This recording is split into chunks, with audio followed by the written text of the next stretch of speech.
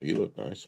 Thank you. Thank you. We're started, I Where's that? believe. Where I don't see any Just relax.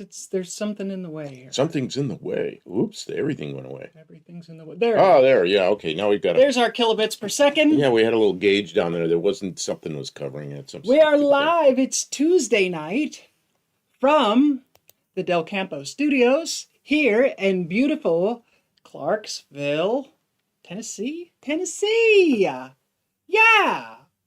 Yeah, beautiful sunny Clarksville. It was a beautiful day today. We didn't get much done because we were anticipating the stream to save all our energy so we can bring you the maximum energy that you have come to expect from our Tuesday night streams. I had a little doctor's appointment earlier, but lots of time to recover from the drive. Let's see, it is already after 7, so we didn't get an early start, but we're here. I am Kim of Kim Fixes Things. If you're curious, you can find my channel, Kim Fixes Things, on YouTube elsewhere, where I work on fix things sometimes, or at least I try to fix things. Sometimes things just don't want to be fixed. I'm talking to you, Subaru, Bronco, the Bronco 2 will be fixed. I'm going to have a video out about that before too much longer. Oh, she's been going like It is crazy on that thing. repowered. It's about repowered. We're working on stuff. Okay, but before we go into anything like that, I am here with the namesake of this channel, the Del Campo channel, Buff Del Campo. Hello, everyone. I am your co-host. He is your host. I usually get things started, and then he takes over a little bit. I am here with our audience, and the show it's community time. The audience is the show, I'm telling you. We would be nothing, but just by ourselves, we would be able to talk like 10, 15 minutes. Sometimes we're a little long-winded, but after that, we'd have nothing to say without you guys, so we appreciate you. So can you scroll back and get your 7 o'clocks? Mexican Spec is right. I think I just don't speak Subaru yet. Well, There's lots of things I've learned over the years. I think the Subaru likes her attention. So it just keeps breaking. Stays on the side, so she'll keep giving it attention. I tried to sell it and it didn't like that. All right, let's see what happens, because at the beginning of the stream and throughout the stream, as we feel is appropriate, I like to award points. They're Kim points. And I don't have a spreadsheet or database. I don't keep track of the points. I award you the points. You keep track of your points. It's an on your honor system. So if I award you some points, just keep a little tally or start a database or a spreadsheet or something like that. If you want to be snoopy, you can keep track of other people's points.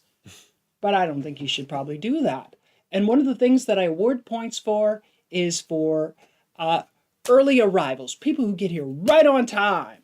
I think that is, I don't know, that's traditionally very, well sought after for people who are prompt. And so Buck Del Campo, you were the first one to make a comment at 7 p.m., so you get 3 points. I'm just saying we're almost ready, but the real first one. But since you own the channel, it doesn't count. Right. So retired Inspector Bruce, just squeezed in there with that first comment, you get 3 points, Bruce. Buddy Carafano is here early, on time, as always. I'm going to give you 2, buddy, because he was here early. Patrick Sullivan, I'm also going to give you 2 points. Mexican Spec, I'm going to give you also 2 points, because you guys were all here at 7. Oh,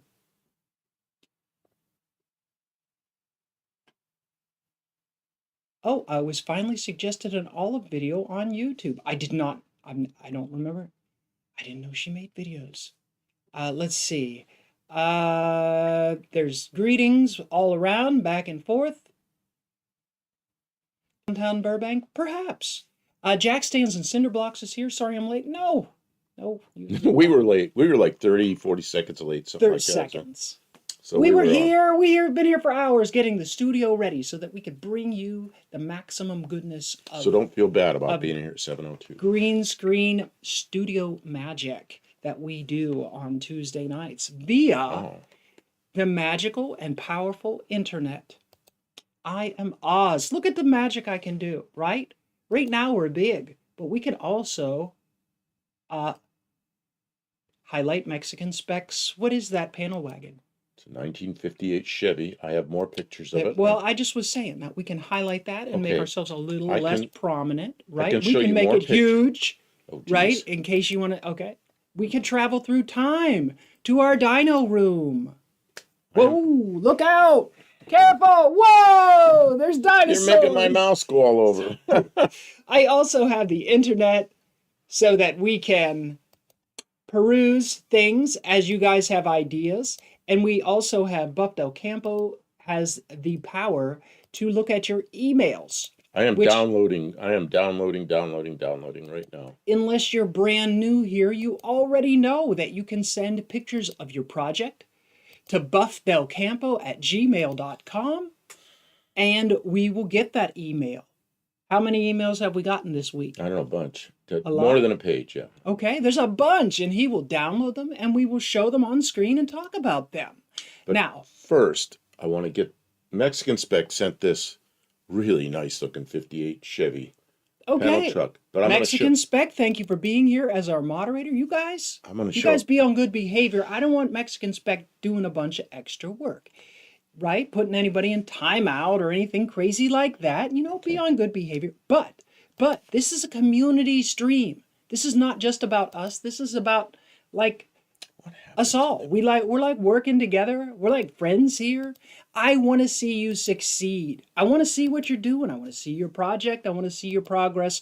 I want to learn. I want to Look at teach this. and encourage. Look at Oh, this. that's an oh wow, those are fancy seats. Look at this truck. Nice wood flooring. Very nice. Very nice. Somebody I'm did not a big really on the nice. Punisher decals, but the rest of it's really nice. Okay, I got to put that back again because that's the next one. But I was in one of my speeches. I'm going to finish. Okay, I'm sorry. It's okay though. But so, if you're making videos, if you've got pictures of your projects, something on the internet at large that you want us to see or you want to promote a little bit, there's a lot of channels they don't want you to promote your stuff. It's sort of very like, oh, why are you doing that? It's good here. We're fine with it. Ask our moderator, Mexican Spec, and he will put up a link to your channel. And hopefully people will look at it. If you're doing good things, people will give you comments, maybe subscribe, and we'll try and help each other out, right? Not Right? yet. Oh, Life is tough. If we can get a little bump from our friends, that's a good thing, right? So, nothing indecent, please. I'm not going to promote your OnlyFans, but everything else is pretty much, it's good. Car stuff, automotive adjacent, right? Okay, that's what we're looking for. see, you got Buddy Carfano. Got an O'Reilly yet? Oh, O'Reilly's, buddy. You get 2 points. It looks like retired Inspector Bruce got a Pile Audio Systems ad. Oh, I missed And that. let's see. Mostly old parts. Kim doesn't keep track. You could say more than you have. No, that's not how it works, Mexican Spec. Don't encourage that kind of behavior. You're an official here. You have to encourage proper behavior, which is that people are on their honor. It's not worth your honor to misrepresent your points. People. It's fun. They're fun. It's like Bitcoin, right? Nobody ever said you were going to make any money. Nobody can really promise you that you're going to make a profit. It's just for fun. This is not investment advice. I noticed my ad was Free Tax USA. Oh, it's coming up on tax day. Oh, today is tax day. Oh, if you're not, it is not it sure is. If you're already. remember, Oh, I talked to man. my former wife last night about some No. stuff, and she couldn't be interrupted because she was doing her taxes on the last day. I didn't do taxes. They know how much money I have. So anyway, yeah, if you live in the U.S., you're well aware of April 15th. Allegedly, Robinhood may start listing Kim points on the exchange, and then you can trade and swap and stuff like that. But Wow, it's tax day. I'm so sorry. I should be wearing black and a veil because See, I uh had mine done first week of February. I got all my paperwork together. See, if you're not in the U.S., you don't know about this. You get notices that are W-2s and 1099s and things from people you work for, and then you have to have those. They have to have those sent to you by the end of January. So then that happened with me, and then in first week of February, I had a tax consultant I always use, and he got everything done right away, and I filed my taxes probably first week in February. It's off my mind. So, and luckily I'd overpaid by some small amount, $200 or something. So government promptly sent that to me. Actually, I think it was a little under $200, but at least I got something back. I didn't have to pay. But sometimes you have to pay. Jack stands in Cinderblock says I can't talk to one of my former wives anymore. I'm sorry to hear that. Old business is very problematic, troublesome. So a lot of people can understand that old relationships and those types of things are we have to move on. Most of the parts filed taxes 10 days ago. Woo, 1099 suck.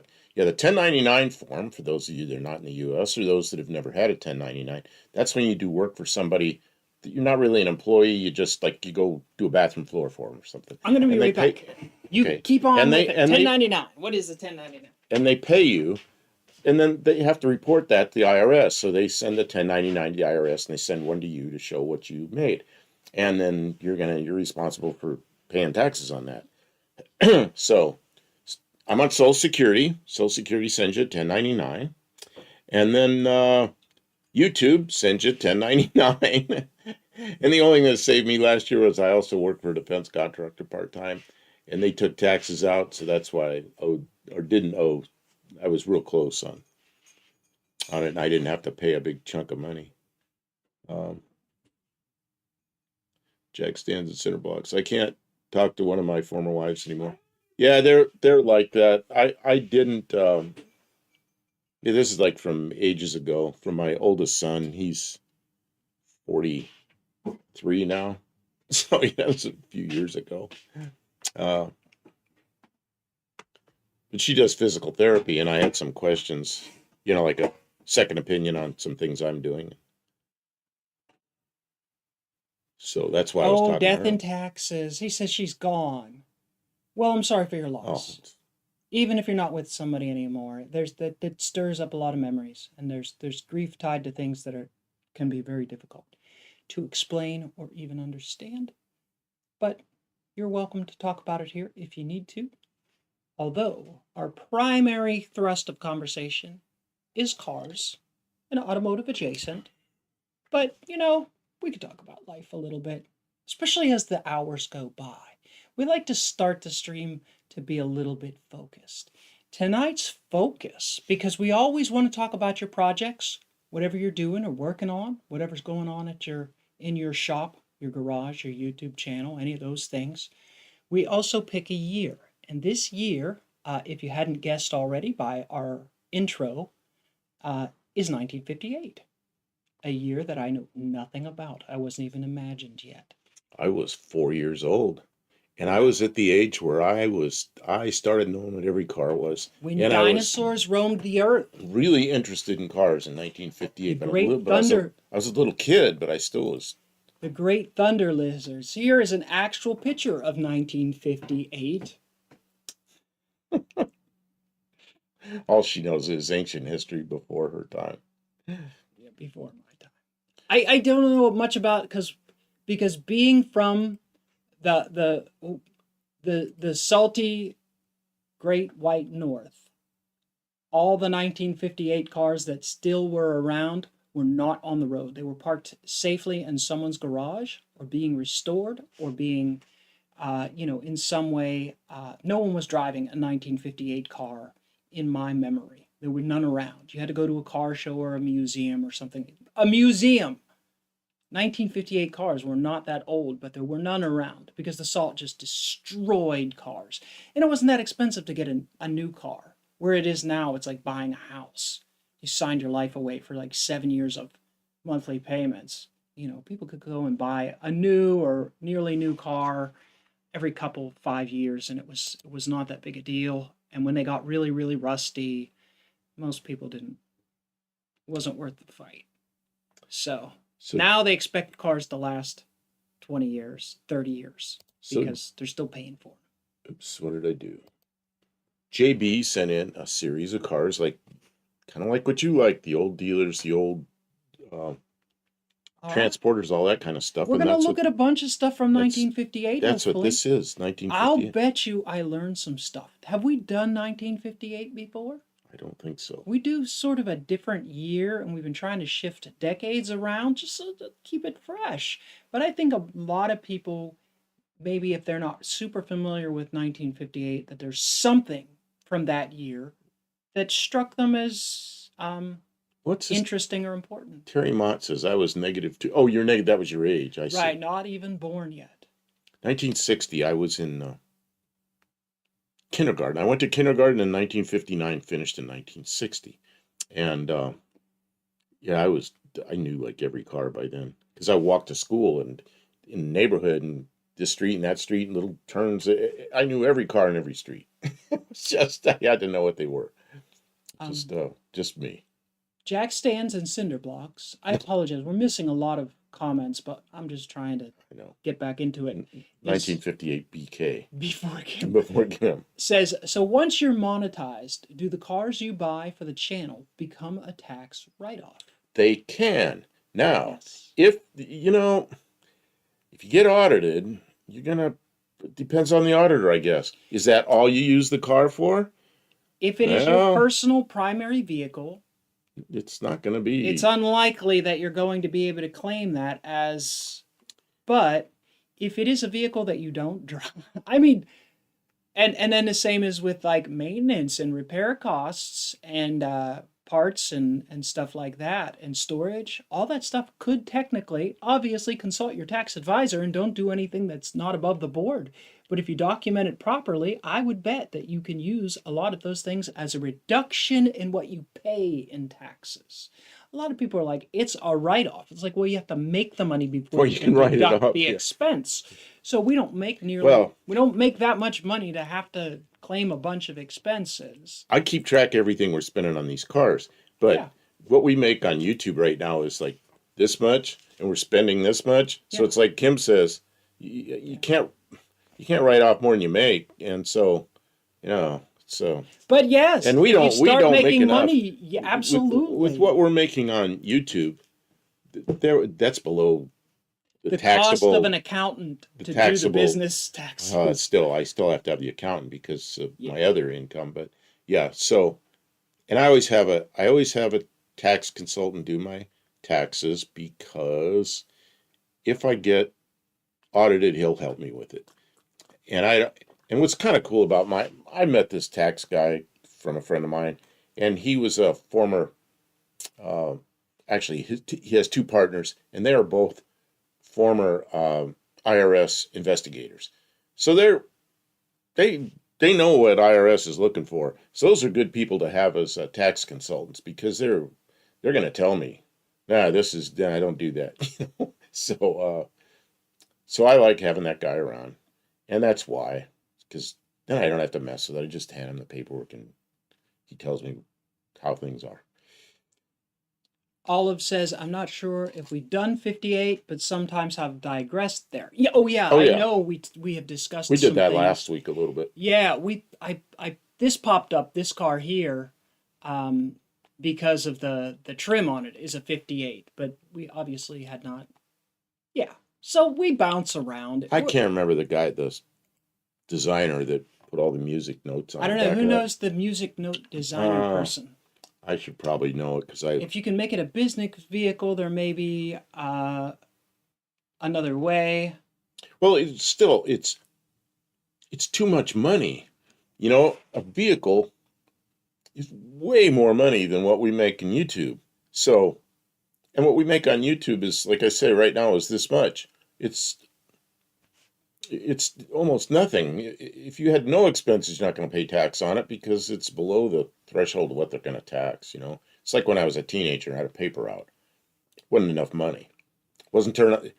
I was 16 before I started paying taxes because when I was 16, I got a real job where they took taxes out, and then it was more money than paper out money.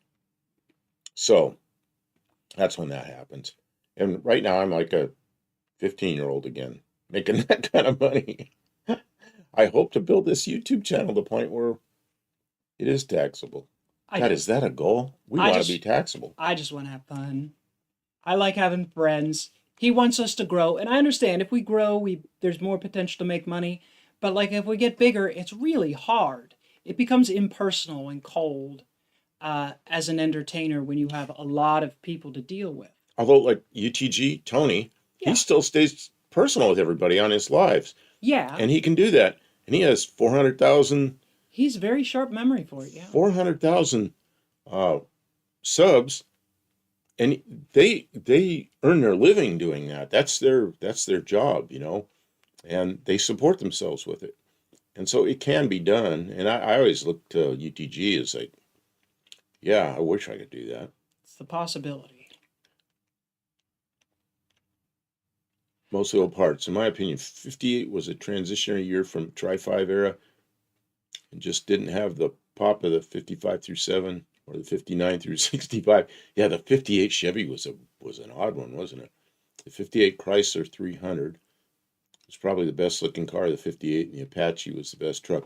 Man, I think there were a lot of good cars in 58. I liked 58 Impalas, and it was a 1-year car, It was just a 1-year oddball. And I think it's a pretty nice looking car, but I mean, if anybody watched American Graffiti, man, that was over 50 years ago. That white 58 Impala in there was a pretty nice car. What you looking up? 1958 Impala. Oh, Impala.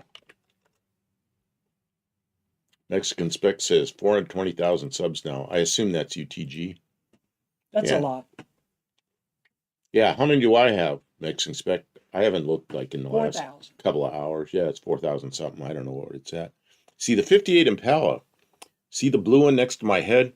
The Impala was the only one that had the 3 lights across the back, and that swooped in fin was wider than the Bel Airs and the station wagons.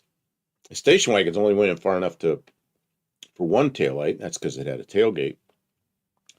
And most of the 58s had 2 lights, and the Impala, which was the expensive one, had the 3. This white one up here. That's an Impala. I really, that looks sharp. The stance, the wheels, the color scheme. I think I'm a fan of that. That's really nice. Mexican Spec says 4.25K. Well, a year ago. Kevin Smith, welcome to the stream. I apologize. There's been a lot of comments already that I've missed. We're talking too much, and we will try and do better as we go. And you are allowed to repeat yourself. Don't spam the chat, but you're allowed to repeat yourself if you have a comment or topic that you'd like us to get to or that we missed. I probably will not do a bunch of scrolling backwards tonight because it gets overwhelming if we get too far behind. Yeah, I'm trying to read stuff and it's disappearing up above the. I dislike fender skirts. Yeah, this black one here with the fender skirts, I don't really dig that. I don't like fender skirts. Not for this car, at least. Not for this particular model car. They're like 58, 59, and 60 Thunderbirds. They look so good without fender skirts. They look terrible with them. And was it mostly old parts? Said the Chrysler. He thought the Chrysler 300. 300. Oh yeah, it's a nice looking car. Hell yeah. I like the grill on it, and I like. I think the whole thing looks good. The taillights look good. Not much about a 58 Chrysler that I don't like. I don't know. That's a little wild for me. I think it's a little bit. But I remember that. It's very bold. And I remember my father, you can imagine my father. He was like the interior. My father was in his 30s, and I was a little kid. And these cars with the fins came out. I'm like, oh, you got to buy one of those. And I don't like that. He didn't like anything with fins on it. I don't like the rear view with the fins there, but I loved it. This is not my favorite. This is not, but maybe it'll grow on me. And then there's bad things about fins. You know what a 57 Chevy looks like? It's got like a pointy fin that comes back. My brother was on a bicycle with somebody chasing him. He's looking back. The guy chasing him wham, in the back of a 57 Chevy and got that fin right in his gut. He ended up in the hospital, and they thought he had a ruptured spleen. They kept him in the hospital for a couple of days, but he was okay. But it knocked him silly. Maybe the Buddy Holly.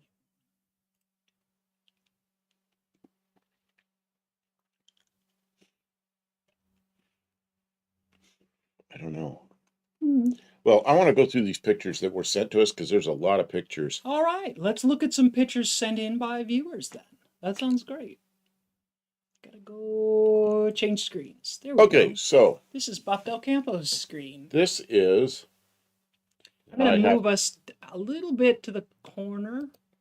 JB sent these in, and these are the one you always like these, Kim's what JB sends in because they're I do. they're Enjoy. dealers back then, and they're the ones on the auto transporters. Free gasoline. Okay, so you look behind in the showroom. There's 58 Rambler in there. You know, a bigger Rambler, not the little Rambler. This is a Rambler American. I was talking about these Rambler Americans last time, and I don't know if anybody understood what I meant, but the back wheels were too far forward in the wheel wells. And when you're looking straight onto it, it's really noticeable. You can see it here. But a friend of mine out in California rebuilt one of these. I don't remember what engine he put in it. Not the flathead Rambler, but something else. He likes newer running gear, usually 6 cylinders. But he went to all the trouble to get that rear end did all that so the rear end's in the position so the wheels are centered in the wheel wells, which I thought was pretty cool. JB says he likes the Virgil Exner years. Oh, yeah. Uh, Okay, so I'm going to click. Here we've got another one JB sent in, and I'm sure Mexican Spec will like this. He likes these big cars. Whoa, JB said there was a house exploded 5 minutes from him, and he had a cracked window from the shockwave. Where is 5 this? minutes drive away. Whoa, that's insane. What the heck?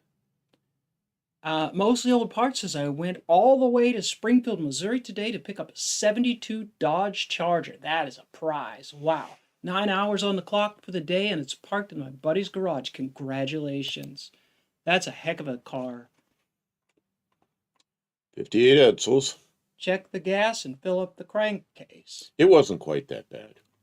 Now, you know, a decent car back there and it'd use a quart of oil in every 1,500 to 2,000 miles. And that's about when you wanted to change it back then anyway. And then as they wore out, they got down to 1,000 miles, 800 miles, quart of oil. And then the cars that were really worn out were, of course, horrible.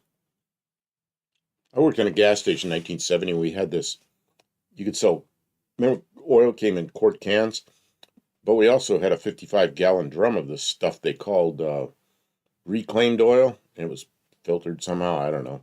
But we sold that stuff for 30 cents a quart. And we had glass bottles, like milk bottles. And you crank this thing and you fill these bottles up and you took a funnel and you poured it in people's cars. And there was a woman that used to come in with an old Rambler. And every tank of gas, she got 2 quarts of that oil. And it was cheap, but it kept her going. Yeah, cardboard cans, you're right. Yeah, they got metal tops on them. And you took a spout and stuck it in there. That's how it was when I was working at a gas station. And the name brand oils like Pennzoil and Haviland and Valvoline, all those were 60 cents a quart then. And that stuff we were selling in the glass bottles was 30 cents a quart. It was half price. So the people that had some old nasty car that burned oil or leaked oil or whatever, they bought the old cheap stuff. Yeah, the Edsels with the toilet seats, which is what everybody said then. Nobody said a horse collar. That's newer. I think people are afraid to say toilet seat on the internet. Propane explosion. Or maybe a meth lab. Ooh. Meth lab, what's that? Drugs. Yeah, no, I mean, it's acetone.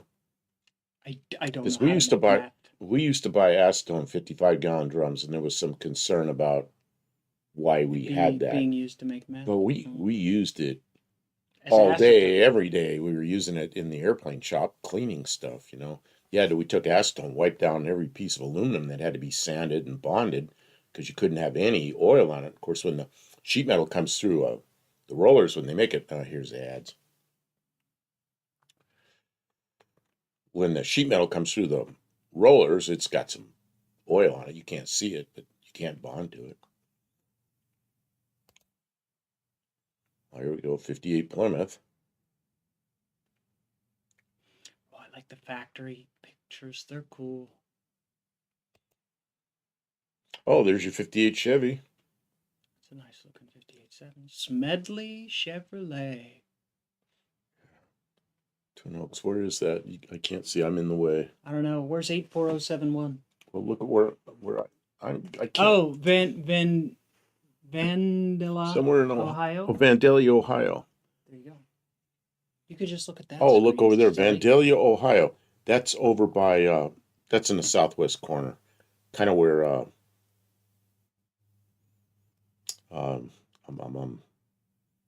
Danny Boyd lives over in that area. You're going too fast, Buff. We want to look at that picture. Which picture? I know which picture he wants to look at. That picture. Oh, they did a lot of talking about the hearses.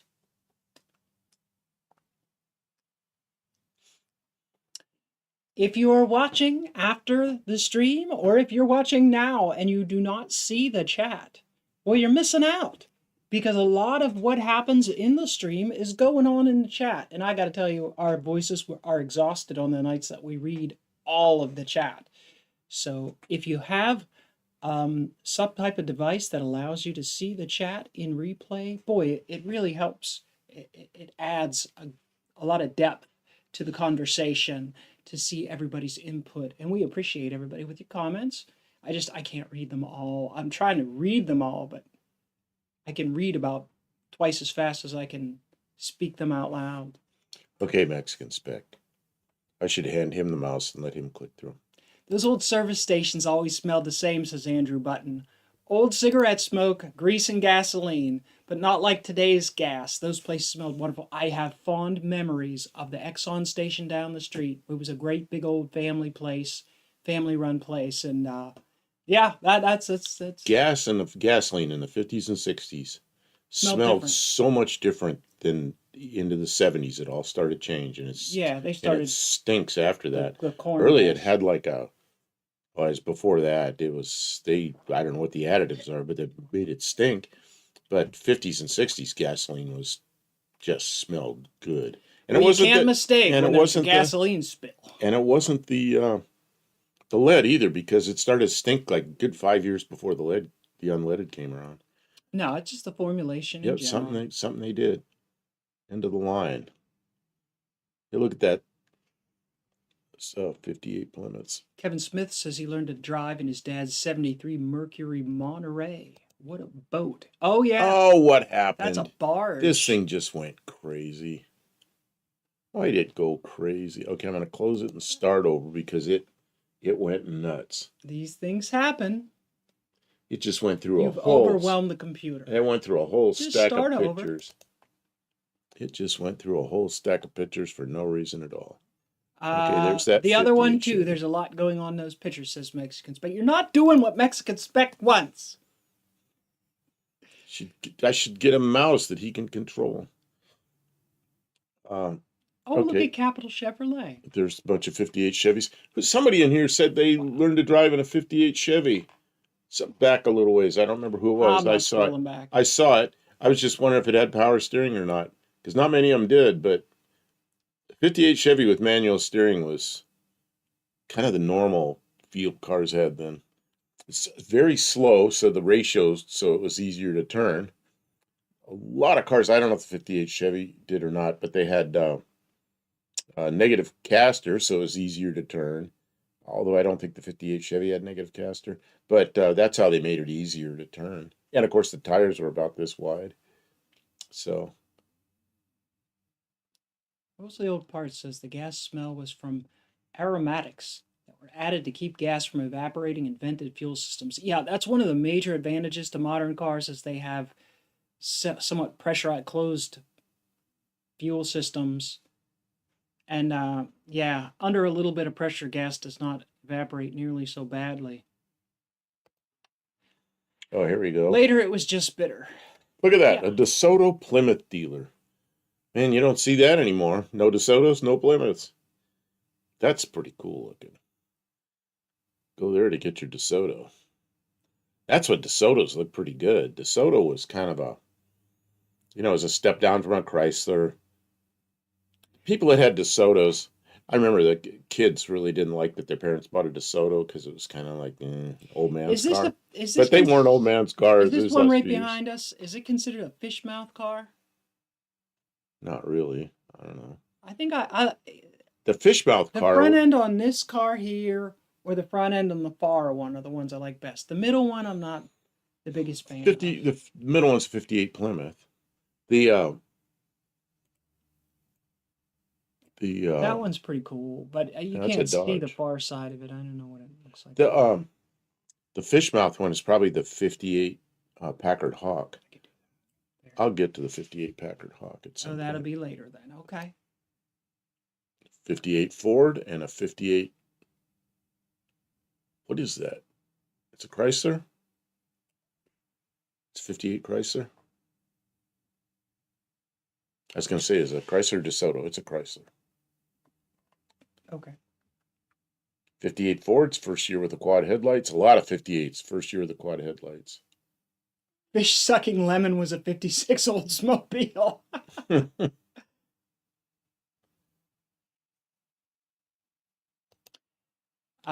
Mexican Spec says, I just saved an Automex truck to add to the list.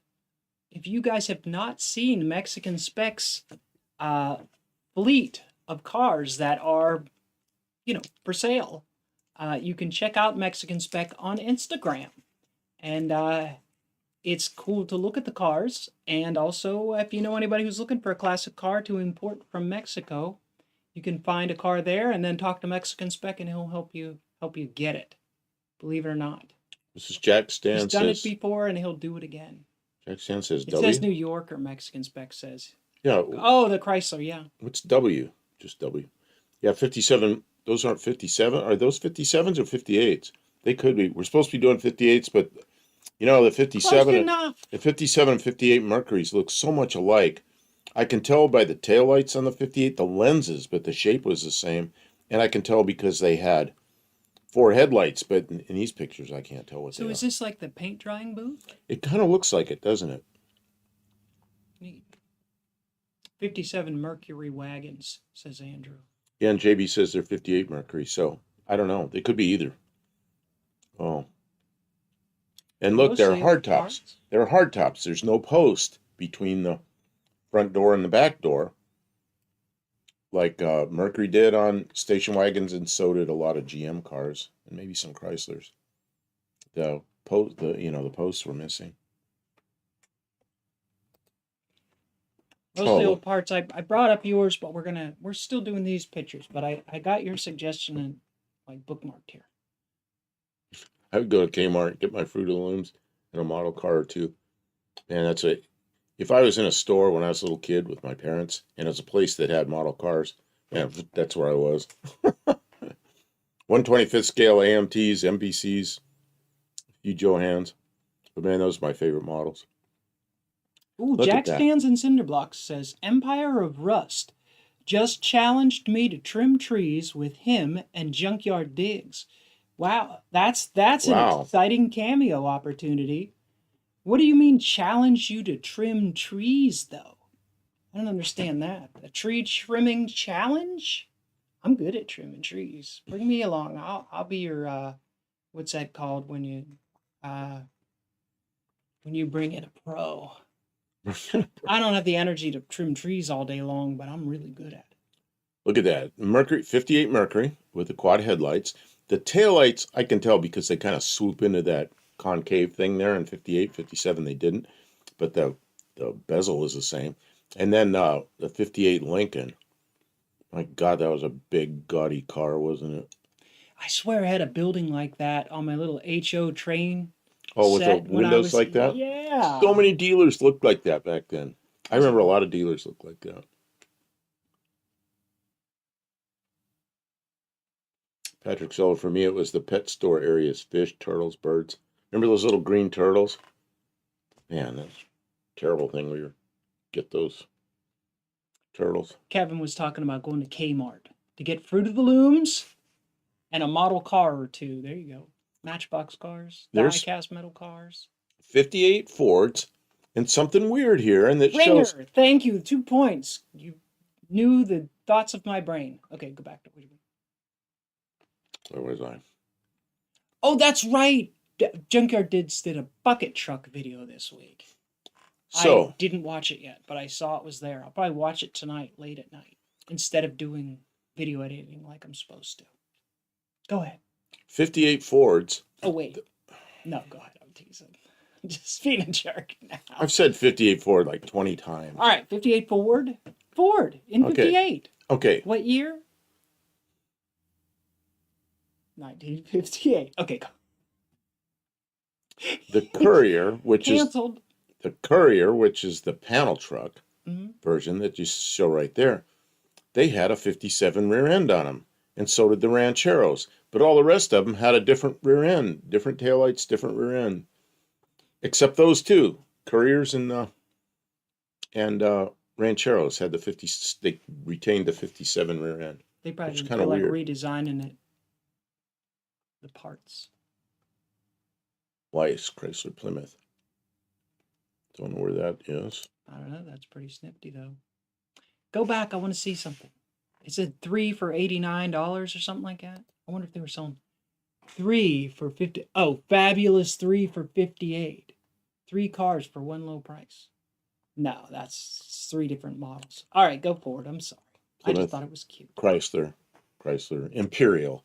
Imperial was a separate thing. Did you notice that earlier there was a sign in the a painting in the window that says something about free gas for a year? You said that, but I didn't see it. Oh. Somebody gonna get smacked. He would not smack me, but he does give me the stink eye. Well, when you start interrupting for the fun of it, Okay, you're yeah, right. That's I mean, if you interrupt because you see something interesting, yeah, fine. But then you start teasing me with it, I was being a pest. then I'm just Take it in good humor. So- We're here to have fun. here. We have 58 Chevrolets. Looks like a 58 Mercury up close. That's by my head there. Oh, that could be I think it's a Mercury. Yeah, I think it is. And a 58 Plymouth on the right. All kind of cars there. You can pinch your leg off camera. No pinching. I don't like pinching. That is a real 1958 Fury. It says Mexican spec. Here's more 58 Furies and other Plymouths.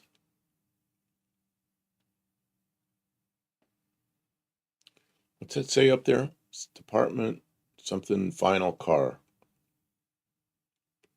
You imagine that those things come through and you're the first one to start that thing and drive it out of there. I hope it starts. I'm amazed how many of them just started without any problems.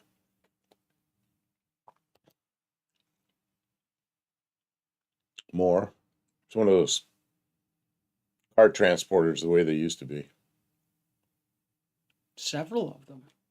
Look, there's a lineup of them. Andrew Button says Belvedere. Furies were 2 doors. I thought Furies were the ones that had that big chrome. I didn't know they were only 2 doors. Oops, that was the last one of that series. Okay, I'm going to close that. So now I've got to download some more. So you talk about.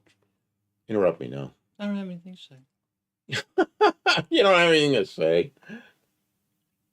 Jackson probably likes a good pinch. I don't like pinching. One pinch. Oh, you No don't. pinching. You don't have any bare legs. Good smackle. It's okay. My ears are ringing. You're okay. They had Wow. sound deadening. They didn't even hear it.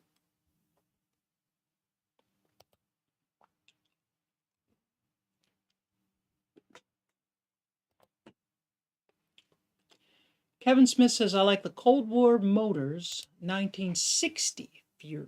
I'll look it up because... Oh, he says this looks like an Edsel. I gotta show that. Fury? Who's this, Ron Ward? Oh. What? The one that you're looking at now? Hey, he says this looks like an Edsel. Oh, but you've taken me away. That's a vagina. Kim says it looks like You a... can't show that on screen. He says that looks like a 58 Edsel. What is that? No, it isn't. It's some kind of animal. It's got like claws and stuff. I don't know. That's scary. That'll keep you up. This is the Cold War Motors 1960. Suddenly, you know what everybody said when this car came out? See, when the 57s came out, those big fins, Chrysler advertised, suddenly it's 1960, because they said they went 4 years ahead in their design. So they said, suddenly it's 1960. Well, 1960s came out. It kind of looked like a 57. So they said, you know, all the jokes were, suddenly it's 1957. And it was 1960. That's the brain bug from the movie Starship Troopers. Okay. I remember that movie. Kind of looks like a... And don't tell me it was something else. Kind of looks gross. I don't want to see it. Oh, let's see here. Who else we got? Who is this? Who is this? Oh, somebody trying to scam me for money. Oh, everybody loves a good scam. You got to be careful when you have a channel, because here come the scammers. Somebody says they've been looking at my YouTube channel and they're going to help me make it grow, and it's only going to cost this much, and they're in India. It's like, yeah. Right. Send your money to some goofball in India. I doubt they See need what to you be, get. but people like the big wheels these days. Yeah, that's the style. Lots of wheel and not so much tire. Oh, whose car is this? It's a 1966 Start. That looks familiar. Who is this? Who is this? Let me see. I got to go back to my email and try to figure it out. Mofo driver. Very nice. Very nice. Mine doesn't say... His Dart is named Frankenstein. Frankenstein? Says, I just discovered your... I got to read this email. I just discovered your channel. Have a great day. Well, thanks for being here. I hope you're here now looking at your pictures. I have not seen a comment from Mofo Driver yet. So maybe circle back around. Maybe he sent two pictures. He sent two pictures. That's the other one. Oh, he's fortunate he has a 2-door. See, and you like 66s because of that sculpture thing on the side, 1 year sculpture on the side. Got lots of character, yeah.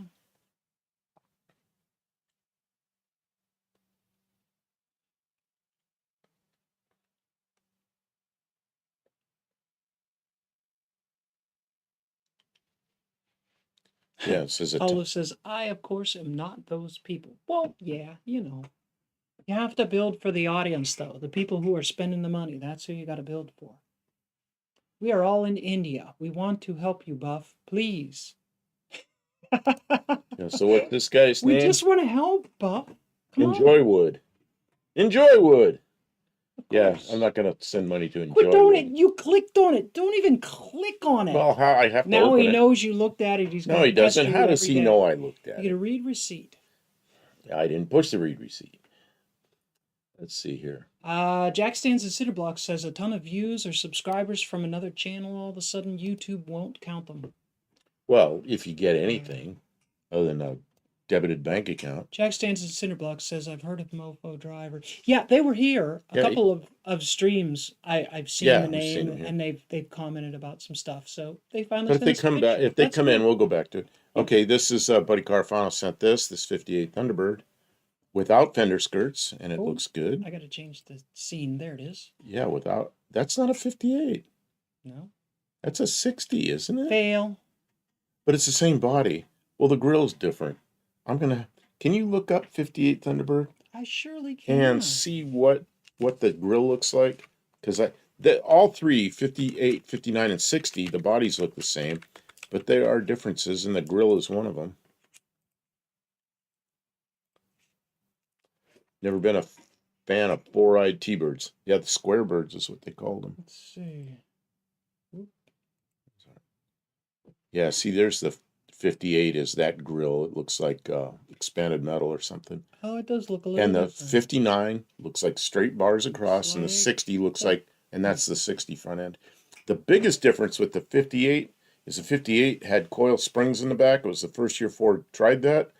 And 59 and 60, they went back to leaf springs, like everything Ford had before then. So 58s were the only years with the coil springs in the early years. Yeah, it's almost like a 58. Thanks, Okay. everyone, for being here tonight. We really look forward to Tuesday nights. We get to talk with some people. We get to look at some pictures. We get to focus more. He can look at his email and download stuff. When we're in the shop, there's all this extra complexity went on the green screen. It's a little too much to try and pull all this off. Mexican spec's right. The 60 had 3 taillights. And I like the way GM did it. They had red on the outside and white in the middle for the backup light, and Ford did the red ones together and the white inboard, which I didn't think looked very good. I always said if I had a 60 Thunderbird, I'd swap that around so it looked like the way Chevrolet did it. Is this Buddy Carfano sending pictures? Yeah, this Buddy Carfano. This is the format he always sends them in. Yep. I got a special screen so we can see them So good. we can see Buddy Carfano's. You were trying to tell him to do it different. I'm like, no, I'll just adapt. Yeah, now we have a special button for Buddy's pictures. He sends links instead of pictures. Yeah, it works Happy out. birthday to the Mustang, 61 years old today. Was it Oh. April 15th? It could have been April 15th. I thought it was, I don't remember what April day I thought it was, but yeah, you're right. God, has it been 61 years? I remember it so well, seeing the Mustang start to show up.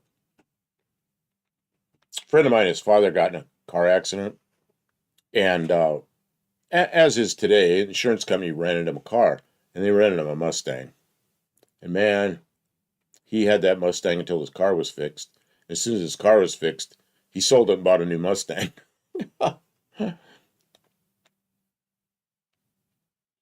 Terry Mott says that sharp rocket sides. You know what? I really do like that rocket side. I gotta give this. This is top 3 so far tonight. This 58 I like Pontiac. this. You Yeah, could get this that. I is think pretty good. that came. That's pretty good. You could get it, I think, with tri-power too. 3 2-barrel carburetors. Wow. Yeah, having a big tunnel ramp sticking out of the hood of this car would even be. Yes. Well, Kim, try to find yourself a 58 Pontiac. Might find one. Well, he used it in 5th grade to get the entire class released early. That day they What's started that? Christmas break. Jackson Hanson Citterblock says his son has hacked the computer's schools, and he's only in the 7th grade. Oh man, you need to focus that energy in a productive way so he can be, yeah. There's a 58 Corvette. Those are fun cars. First Mustang was accidentally sold to a teacher on April 14th, 1964 for $5. Dealer got in trouble from Ford. Oh, Is that the buff license plate? What did I miss? What did I miss? I don't know. I'm going to take this one down, which will probably be... Oh, it's a Biff car. Biff, not a buff.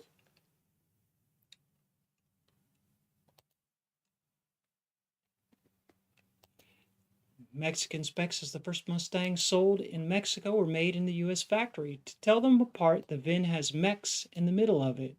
That was 64 and a half. The 65, Heckle in Mexico. So I guess they opened the factory down there too. We have commercials running. Commercials. If you get a Ads. commercial, well, they won't know if they get a commercial. But if you are here obviously, and you're not getting commercials, and you can hear me telling you about this. If you have a membership to YouTube that entitles you to watch videos ad-free, I'm awarding you 2 points for being here and for being supportive of the people who make it possible for us to stream here. Because when you pay for that premium, a little bit goes to the content creators. And a lot of it goes to the YouTube. people who make all this possible. Like, honestly, like, we just send it and they figure out a way to get it to all of you. And we can't do that. Like, managing that is crazy and expensive, and all the networking and this, YouTube does provide a service and it's too expensive for us to pay for. So, all of our time, they, the tracking that they do and the advertising that they do or don't send out, that all costs money. So we are grateful that it exists so that we can exist. Why do you look so much smaller than me? Because I slumping down, and because you're taller than me. All of a sudden, I'm looking and I'm like, I'm a giant. You are. Back in perspective there. I'm just the little woman in the background. You're the big, strong, You're taller than I am. buff Del Campo man. I'm only a little taller, like an inch. Here's the other 58 Cadillac, other than the one we had on our thumbnail, which Mexican Spec said it was one he'll never buy. Those things, the first one I saw of that, the Brougham, was in 1973. I was in town in Illinois going to school in the Air Force, and on the weekends we'd walk into town. And I'm walking around, we looking at cars in the dealerships, and it was one of those Cadillac Broughams there with a stainless top, and I'd never seen one before. And it was quite a bit smaller than a big Cadillac. Just what a great looking car. And man, from 1973 on, I like those. And Biff then so was I from put one Back up. to the Future too. Patrick. What's that?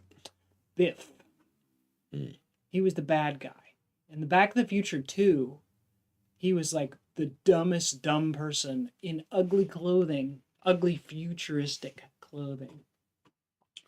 Biff. Jackson said I stayed at an RV park where you could see the Cadillac Ranch outside Amarillo. Is it still there? Cadillac Ranch? Yeah. You ever seen pictures of that? Yeah, they stick them in the ground. Yeah, they're all Pour planted. paint on them. Pole Barn Garage visited in a video like a year ago. I mean, I think it's still there, yeah. People pour paint on them.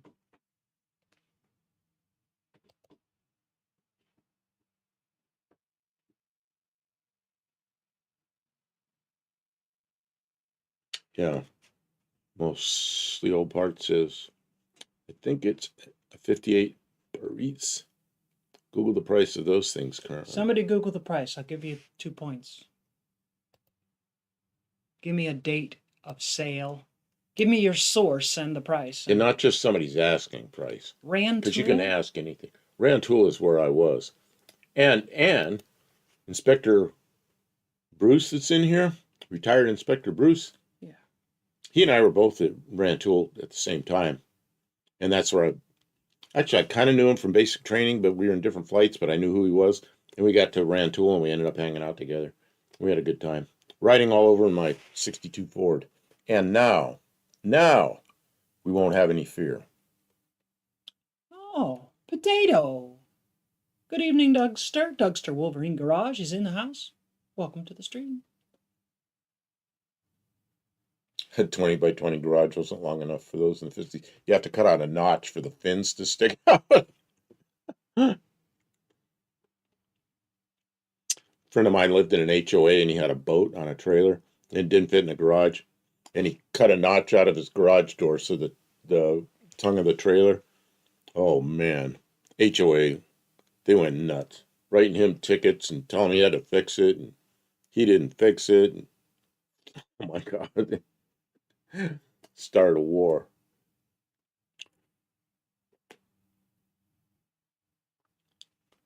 Okay, so this is a 58 Mercury. A lot of convertibles back then. And there's the hated fender skirts, but some people liked them. The thing I don't like about this car, the fender skirts and that bumper extended way back so you could put the spare tire on top of the bumper, which I didn't like I didn't like that stuff. But Yeah, some people like that, you know. it's okay. What is that car again? 58 Mercury. Mercury Monterey. See that big M in the front? Mercury coming at you. That's what I need for the front of my car. Because mine's a Mercury. I keep wanting to call it a Fairmont because it looks like a Fairmont to me. It's Or not I call really it a a standout, Futura. is it? I need to put a big M on the front of it. What's that? What'd you say, Kim? It's not really a standout, styling wise. Like it's not that memorable. Well, it had this whopping big taillights on the back. Take a look. 58 Mercury rear. Work. Okay. Well, and then you'll see what the back looks like. Without skirts, it looks like a Cadillac with tennis shoes. With tennis shoes. Oh, 59 Barrettes is the over double the price of 58. Yeah, 59 Cadillacs always go for a lot. See the taillights on those? They look like you could zoom in on that purple one, the purple and white one. No, I probably can't. You can't. I can try, but a lot of Yeah. times it doesn't really. Yeah, it doesn't. Yeah, it really doesn't get zoom much in. bigger. The taillight lens looks different. The 57 had that same thing on that same style, but the 58 had the like bullets sticking out of the taillight, like you can see there. You can see it in some of those pictures. Yeah, there's that stupid Continental kit. I don't like that.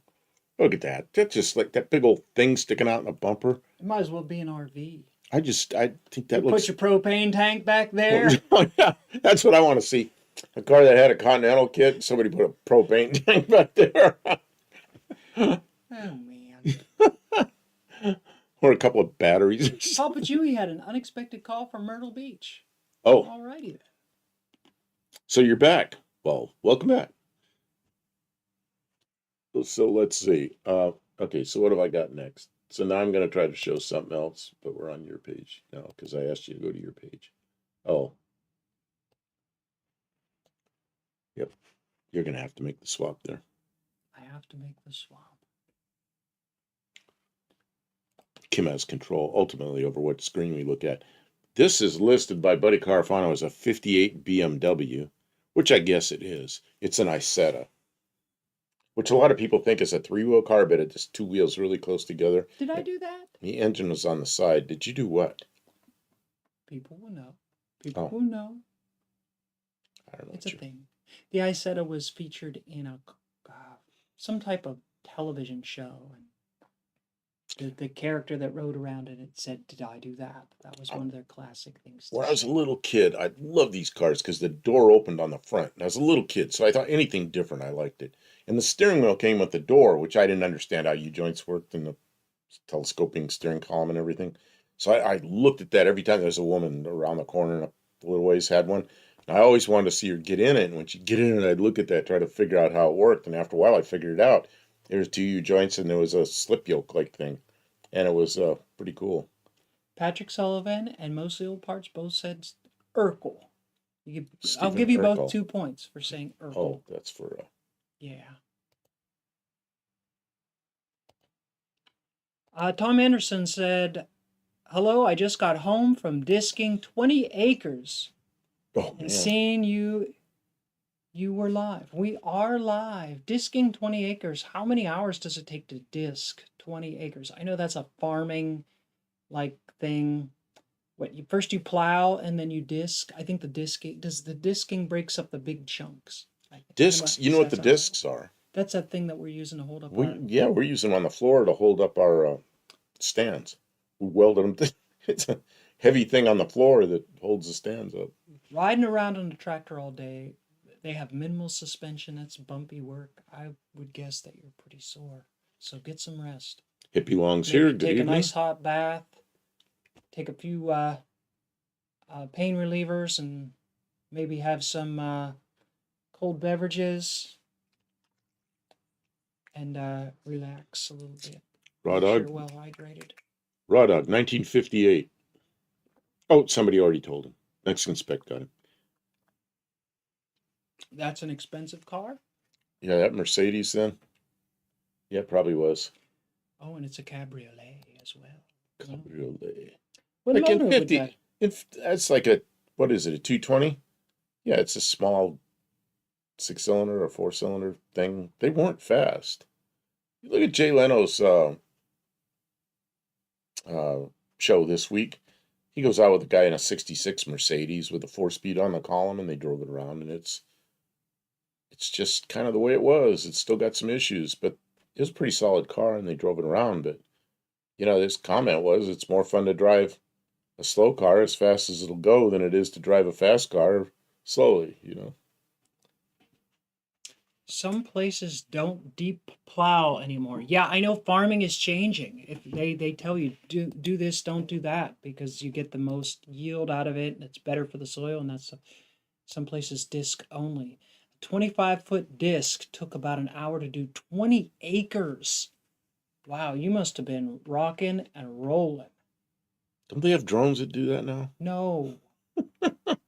Although I think some of those larger tractors, they have GPS. I think farmers do a lot all of have that. GPS now, I think. I'm And the not sure. rows are pretty distinct in some places too, so I guess it's not. I don't know. I don't do farming, but I'm aware that it is hard work, and can be very unforgiving, and the pay is not always very good, and the expenses are enormous. So I have a lot of respect for people who do farming.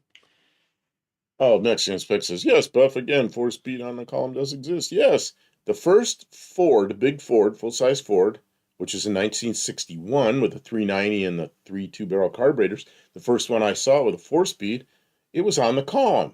And it was just the same linkage they used with the 3-speed. So it was first, second, third, fourth, and then for reverse, you put it neutral and there's a handle under the dash. You pull that handle, and that had a piece of linkage that went to the reverse arm on the transmission. So in 1961, full-size Ford 4-speed was on the column with a really weird automatic thing or reverse thing. Can you look that up?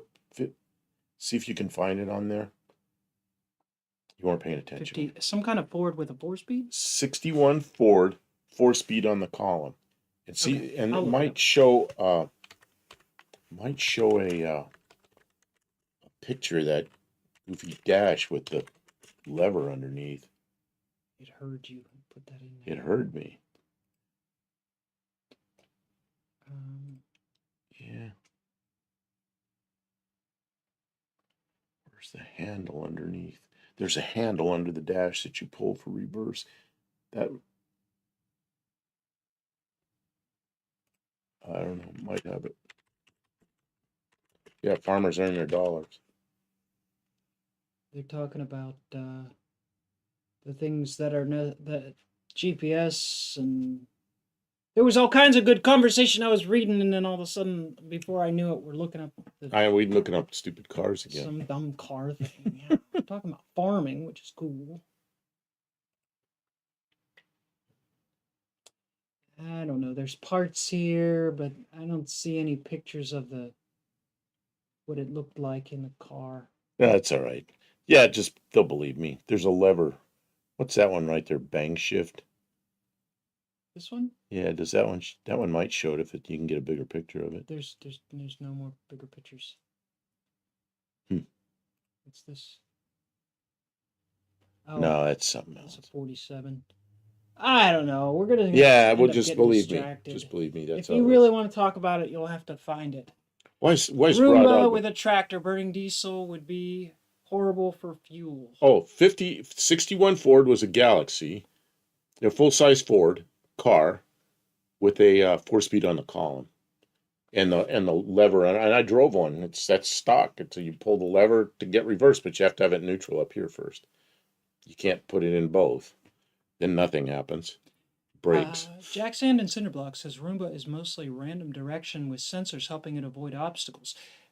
That is not entirely true. The early Roombas were like that, but some of the modern type things like that, they actually map out, and they can map where furniture is and where carpets, where bare floors are, and they I don't know how they interact with your home computer or whatever, but they like store that so they know if they got it all and that kind of thing, and they know how to avoid obstacles and pets and such. Why is Patrick Sullivan telling me to look? What did I miss? Stuff Campo. Look, I missed something. He said, I guess. Can you scroll back a little bit and see what I missed from Patrick Sullivan? Let's see. Most of the new tractors you can program. I don't know what I missed. I don't know. That's way back. Okay, just hey, Raw Dog. He's That's saying hello blessings. to Raw Dog. Okay, just go. I don't know what look is for. You'll have Maybe to he'll repeat tell. Maybe he'll yourself. tell me what look is for. I know. I wasn't paying attention. I was doing something else. Paul Pachuli gave away a 1958 MGA in 1974. Yeah, that's the MGA that's up there. Okay, you're almost to the bottom. And yeah, but Mexican spec 61 Ford wet truck. Yeah, and he said something else. So why did they change from the 3 on the tree to the 4? That sounds expensive. No, everything was still 3 on the tree unless you ordered a 4-speed. And they didn't have any linkage for the. They didn't have any linkage coming through the floor, so they just used the same linkage as the 3-speed had. And then they put a lever underneath to pull the reverse thing on the side of the transmission. So what they did was they just used the 3-speed linkage to shift the 4-speed. They didn't add another gate to it. It just, you went from the reverse hole to first to second to third, but you really are going first, second, third, fourth. Same exact linkage as the 3 on the tree. Not one bit of difference in the linkage. Olive says Roombas map your house and send the info back to China. Yeah, the Chinese know where you have it. Chinese know where you keep your furniture. They know where your table and chairs and stuff are. You know, my son has It's very one of those, important for them. and it goes around. They do. I mean, but bumps into things and it moves around and it knows where everything in the house is, and then it'll give you an alarm when it goes over and it empties itself, and then it comes back, and then when the thing it empties itself into is full, then it stops. Then you got to go empty that thing. When you buy a 4-speed, you want a floor shifter. Yeah, in 62 they went to the floor shifter. In 61 they didn't have it. They just put a 4-speed on the column. That was 1961 Ford. We don't have Roomba because they have microphones and cameras. So does your phone, and so does your television, and so does your.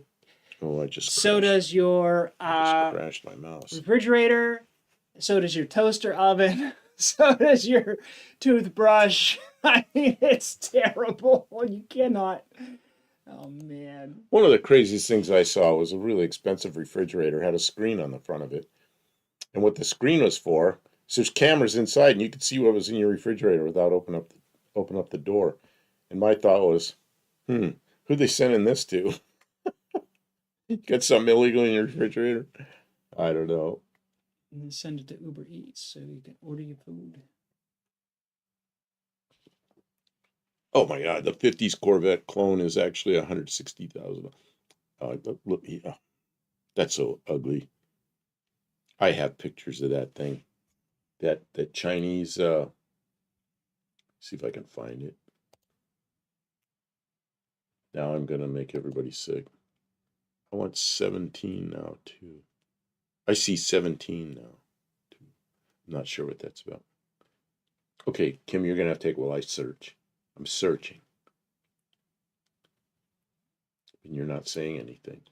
Well, Dougster says his robot vac will bury itself under the easy chair.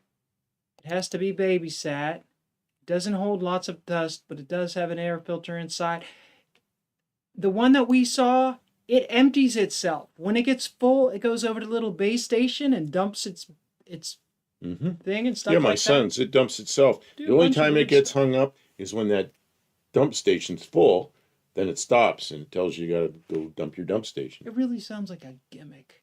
Like you said, my Kirby, a regular vacuum cleaner, it's not that hard to run a vacuum cleaner, and I'm sure you do a really good job compared to one of those little Roombas. But I don't know. People like gimmicky stuff, you know? Let people have their fun. They want a little robot to dust their floor. Like, okay. I'm trying to find this Chinese Corvette. Mostly old part says push the like button, people. There's a like button. It's down there somewhere. Go ahead and push it now if you can see it. Monetize Buff so we can buy parts for the Fairmont. We are monetized. You know, can I? We don't get a lot of money out. Can I ask something, and maybe you can give some pretty good chunk of points. if I need a name for my car that I like, but I need some suggestions. So if you make a suggestion for the name for my car, maybe Kim will award you some points. If I Diminishing use it, if I returns. use it. Yeah, I mean, for $20, you could probably pay someone to come and vacuum your carpets every couple weeks, and they'd probably do a much better job than a little Roomba robot. But you know, people just like to buy it uh for the person who has everything. You know what I mean? You're like, they already have everything. Like, well, what about a Roomba? Go goody, Roomba. Then there's this funny things about vacuums. I heard this somebody on the internet, some YouTube channel, and he said, when you have to vacuum the bed, it's probably time to wash the sheets. And I thought that was hilarious. I don't remember who it was. Most of the old parts has an air broom and a 60-gallon compressor. No need for a vac. That's right. It's clean. What were you looking for last night? You guys vacuum? You were cleaning up a section of my engine compartment and you decided you needed an air hose to blow it out. I said, use the heat gun. And she goes, yeah, heat gun. She blew it dry with that. Did you put up that short? Some people want to spend a lot of money on their stuff. Mexican spec. Some people just want to spend their money. Some people are so rich they don't know what to do with all their money. But we're car people, so we're not rich. I can't find this. Yeah, we're not. So we already know what we did with all our money. We spent it on cars. Zed sled, brown bomber. The Zed sled. Farley the Fairmont. No more Farleys. You already got a rejection on that one from the owner. Tom Anderson says, I'm to the point. I don't care as long as it works and no computerization and cheap. Yeah, I'm about ready to give up my telephone. I use it for a camera more than I use it as a phone. I'm having trouble sleeping because this arm and the pain in my arm. And some nights are pretty good. Some are terrible. I just struggle. It'll be like early morning hours. Like it's starting to get light out already. I'm finally starting to fall asleep. And some a-hole spammer calls me. It's like, I leave my phone on in case somebody I know needs to get a hold of me. But spammers start getting me. And then I don't sleep at all. Just... Oh, they said Zed sled. Yeah, Zed sled. Yeah, I like that. But I don't know if I'm going to do that yet. Oh, I guess. Who said it first? Zed sled. Zed sled Dougster said that. Really? Right there. You skipped over it. I understand. Hippie Long said it. Oh, Hippie Long said it first. Somebody said I said it before. Oh, Dougster's saying it's awesome. Okay. So Hippie Long came up with that. Zed sled. I kind of like Patrick that. says he sat on that last time, but you get my vote. So it may have been said multiple times. I'll be thinking about that. That's better than anything I've thought of so far. I can't find these pictures that I know I have somehow. I just don't know where they are. Lester's Fairmont is now the Arctic Fox, says Mexican Spec. He said it was the Fox. Yeah, he calls it the Fox. I got an email from that. Where's that email? Only old peeps get it. Zed sled, baby. Zed sled. Lead sled? Zed sled? Lester Lesabre. How do you say Le Sabre in Spanish? Le Sabre? Let's see. My wife doesn't like the name Farley. I don't blame her. I don't particularly like it either. It's more of a, he goes on about it. But then he says, we're going to call it the Fairmont. We're going to call the Fairmont the Fox. Now, how is that for originality? Yeah, but the Arctic Fox, that's probably pretty good. I need a quick trip to the kitchen. The kitchen?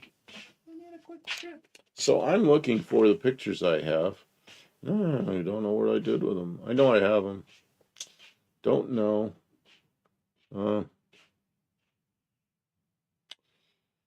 Really don't. Oh, what's this? It's not that. I don't know, everyone. I don't know where my picture of my Chinese Corvette is. I'll run into it one day and then I'll show it to everybody. I suggested Arctic Fox and Lester liked that. Yeah, I kind of like that too. It would have to be a Canadian Z. See, Z is everywhere except here in the U.S. See, I was in England for a while on an airplane called the Zephyr. Believe it or not, so Zephyr was an unmanned airplane and went up to. This is a solar powered aircraft that went up over 70,000 feet. It was pretty cool. You're flying that thing, you could see the curvature of the Earth. It was an amazing airplane. But because it was Zephyr, each model they called it like Z4, Z5, Z6, Z7. So the one I flew was Z6. And of course it was England, so they said Z. They didn't call it Z. It was Z6. And then I was there for the Z7 flights too. But I wasn't flying the airplane. Another ad break. Man. You lost, Kim. Oh my God. I'm gone. Disappeared. Oh, you lost Kim. I get it. Not like she lost something, but we lost her. I get it. Tom 58. Anderson got another O'Reilly's Auto Parts. O'Reilly's. You get 2 points. Anybody who has called out an advertisement tonight, if I didn't see it, you get the 2 points, whether I see it or not. We always want to hear about who's advertising on our stream because that supports us in a small way. And Oh, here we appreciate go. It. Buddy Carfano sent it in. Here it is. What is it? 4-speed on the column. American powered shifting 1961 Ford with a 4-speed on the column. Yeah, it's in a wrong position on there, but there it is. But can you see the lever under? See, there's a lever underneath. You can only see part of it. That thing that's underneath the heater controls. It's a black thing. There's a handle on that, and you put it in neutral, you pull on that, and it would move the reverse lever on the side of the transmission. But then they in 62 it's floor shift like everybody else.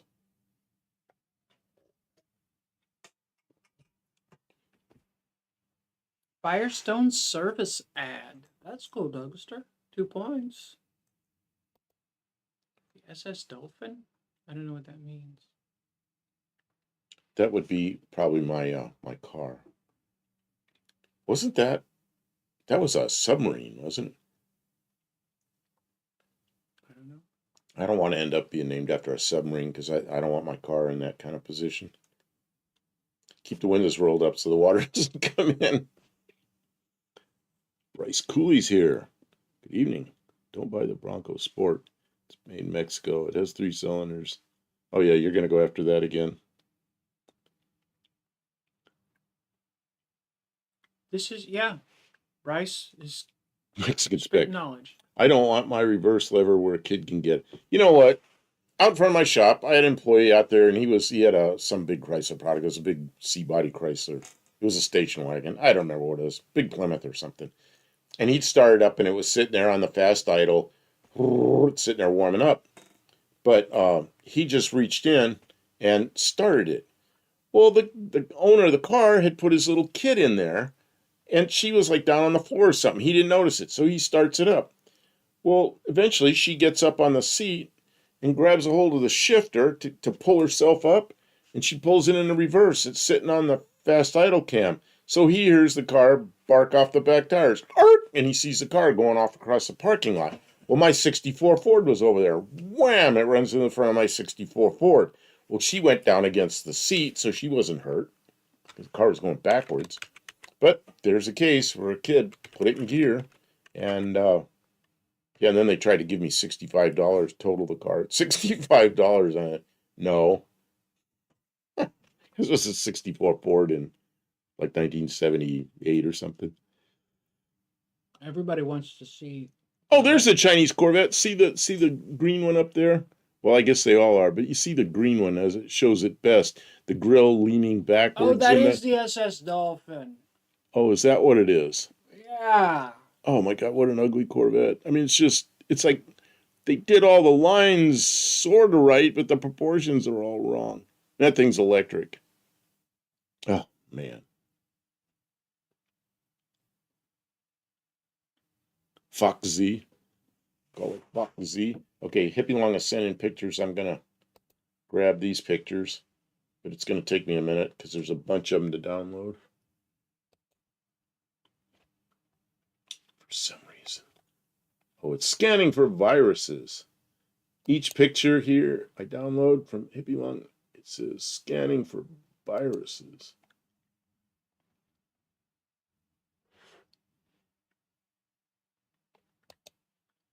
There's a bunch of them. Cool.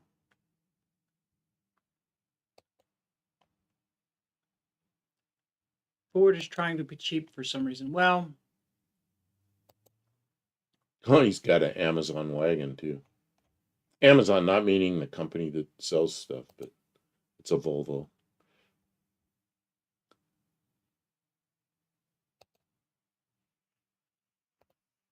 I mean, the price difference between the Sport and the regular one is substantially different. I am sure What's of it. that? What's that?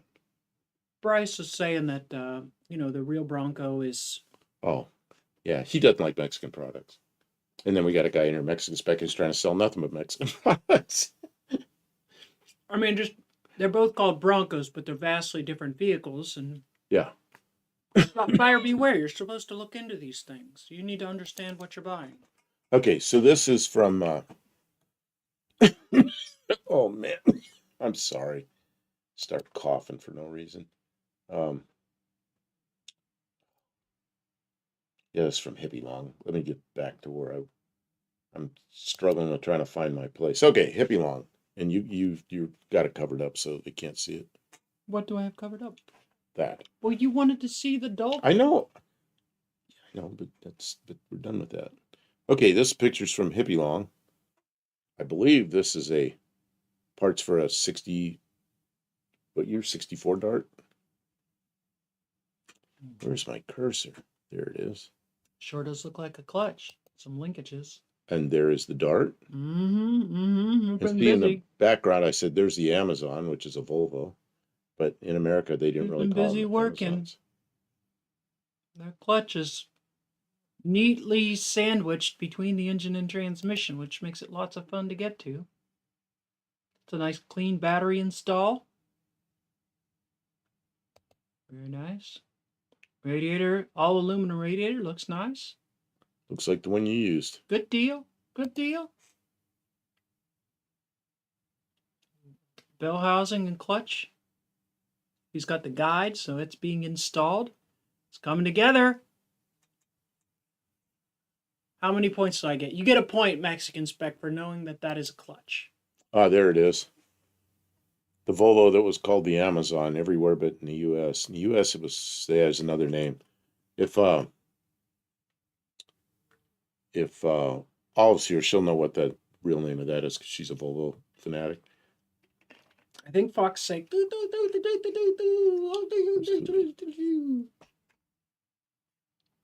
something like that. Behold, Darto, or on the other side it says Oh Dart. It's a 68. Okay. I like that 64 Dart. It's got the right wheels on it. It's got the right shape. That's pretty good. Yeah, it's a good looking car. It The looks like he's got it 63 nearly together. 63 and 4 were very much the same. And up on the wall, I've got a 63 Dart grill up there for when I get one of those cars. You think I'll ever get one of those cars? Ooh, Olive likes the Amazon. Who's got that? That's Hippie Long's That's car. Hippie Long's car. See, Hippie Long's got the Dart behind it that he's working on, but that's that one. Yeah, and that's what I said. All of his, what did they call those in the U.S.? Because it was, 145? It was, everywhere they called it an Amazon, except here, I think. Kevin Smith says, I refuse to pay what they want for a new car. I could have another. So don't. I could have another vehicle every 2 months for what it would cost for me to pay the payments and the insurance on a new car. So that's just what I end up doing. So end up why- buying another vehicle every 2 months. So why, when my Mazda got paid off, did I go buy a 1978 car? Because the new ones. Because you're dumb. The new ones are not. I'm not going to do that to myself. If you had to drive across the country and stuff like that, you would seriously consider looking at a much newer vehicle. Here's the problem with newer vehicles. See, I bought that Mazda new in 2016, so it was still not to the point where the new cars are. It was But 20. you had some scary Wait. problems with It was 27 grand. So, but it was turned out to be a halfway decent car. But after the insurance paid it off, I started looking at other 2016 Mazdas. they got like 160,000 miles on them or 200 something thousand miles on them. And I don't know if they've ever had the oil changed. You know, it's like, what kind of care did this thing get? I'm not going to pay money for that. So I ended up looking at things that are simple that I know how to deal with. And that Zephyr that I bought is, I know you're kind of get the point where you're tired of it being there and all the little crappy things we got to fix. But imagine if that was like a bunch of modules that are like a grand each, you know, that you can't buy anymore. You know, it's a pretty simple car. And Yeah, I mean, and it's come a long way and since we've had and it. that car, I remember those cars buzzing across the country in them. And well, my last one had a built 302 in it, and that thing, you could drive at 100 miles an hour for hours, except for the highway patrol. I don't know how I used to get away with that. I didn't get caught. It's half crazy then, but I'm not going to do that now. Garrett says GM just recalled 9 million. No, 900,000. 900,000 L87s. What are L87s? What's an L87? LS engines? I don't know. Paid $3,500 for my Oldsmobile wagon 23 years ago, no car payment. Yeah, that's what I said. 100% down, no payments. It's getting harder to find a car for $3,500 though that you can expect to get any life out of. The newer cars, they're good until they're not. And then when they go bad, it's like $6,000 for an engine or transmission or computer modules, and Here's something that all of a surprises sudden me. it costs a fortune. Mexican Spec says, Jack Stans, he says, the wife should drive an old car like you do. If mine drove, she would. Your wife doesn't drive. Man, wow. I didn't expect to hear that. I just figured she was already driving a 63 Plymouth or something, because Mexican Spec doesn't quite have a fleet of 63 Plymouths, but he's got two of them. You know, it's like 900. one of my favorite Plymouths, the 63 Plymouth. There just wasn't ever a better looking Plymouth than the 63. And he's got two of them. 3 million miles. Even semi trucks can't even last that long. Yeah, 3 million miles. What's that? What's he Long talking time. about? They're talking about a Volvo that was like the world record longest Oh, running running car. 3 million miles. you know those vans that I have and you have, but mine has the 4.6. There was a guy up in Ohio that was running back and forth between Detroit and man, I think it was Buffalo. But he had that thing full of nuts and bolts and screws and everything. That's what he sold. And he was running that thing every day. He's running that thing. And he went over 1 million miles. And then later it was a 1.1 million miles. Same engine. He'd gone through 2 transmissions. But you know, that's amazing. That 4.6 was still going, you know. And my experience of the 4.6 is it's not fast. But in that van, it's got 329,000 miles on it. I haven't been driving it lately, but it starts right up, you know. Good Let's running see. Semi engine. trucks commonly can last more than 4 million miles. Yeah, fleet maintained vehicles that have, you know, an on-call mechanic and you know, proper maintenance or records and stuff owner like operator that takes care of their vehicle. Yeah. yeah. They're designed and built for the long haul. They cost a lot of money, but they know that you're going to pay a lot of money, so they can design them with, you know, commercial industry to a commercial standard. Whereas a lot of cars these days they're just disposable. Well, And the cars today. it's crazy how much you have to pay for a disposable vehicle. If you're buying a disposable vehicle, it should be cheap. Well, there's none of that anymore. Now they slap a fancy name on it and charge you the same as any other vehicle. My opinion with the cars today is people have them for a couple of years, and the kind of people that spend money, that much money on a car, they want a newer car in a couple of years. So they do that. So then there's a second owner to that newer car, and it starts having trouble or something, and they got to deal with it. And then there's the third owner. And when you get to the third owner on one of these new cars, I think they're going to be dead in the water at that point. You better buy a warranty if you're getting it from a dealer, because it's going to break. They're not going to be able to get the modules. The people that are troubleshooting the problems don't troubleshoot them properly, and they're going to be just dead cars. Sadly, you know, they'll end up being a body that one of us can put an old engine in and race it or something, or it'll be towed off to the junkyard. You know. What is Spotted this? a 2020 Toyota 4Runner with 200,000 miles. The salesman wanted 52K. Don't pay that. Just don't pay that. What are you so Buyer upset about? beware. Don't pay it. Just if you see a really You bad sound like deal, you're really upset about this. I'm Just go just buy an saying. older car. Just buy like a, Not everybody can buy an older car. well, there are plenty of them out there. I mean, they're much more affordable than a new car. There are plenty of ways, to look up the year and mileage of a vehicle and see what its value should be. And 52K is absurd. Don't Bryce pay Cooley, used car salesmen can't be trusted.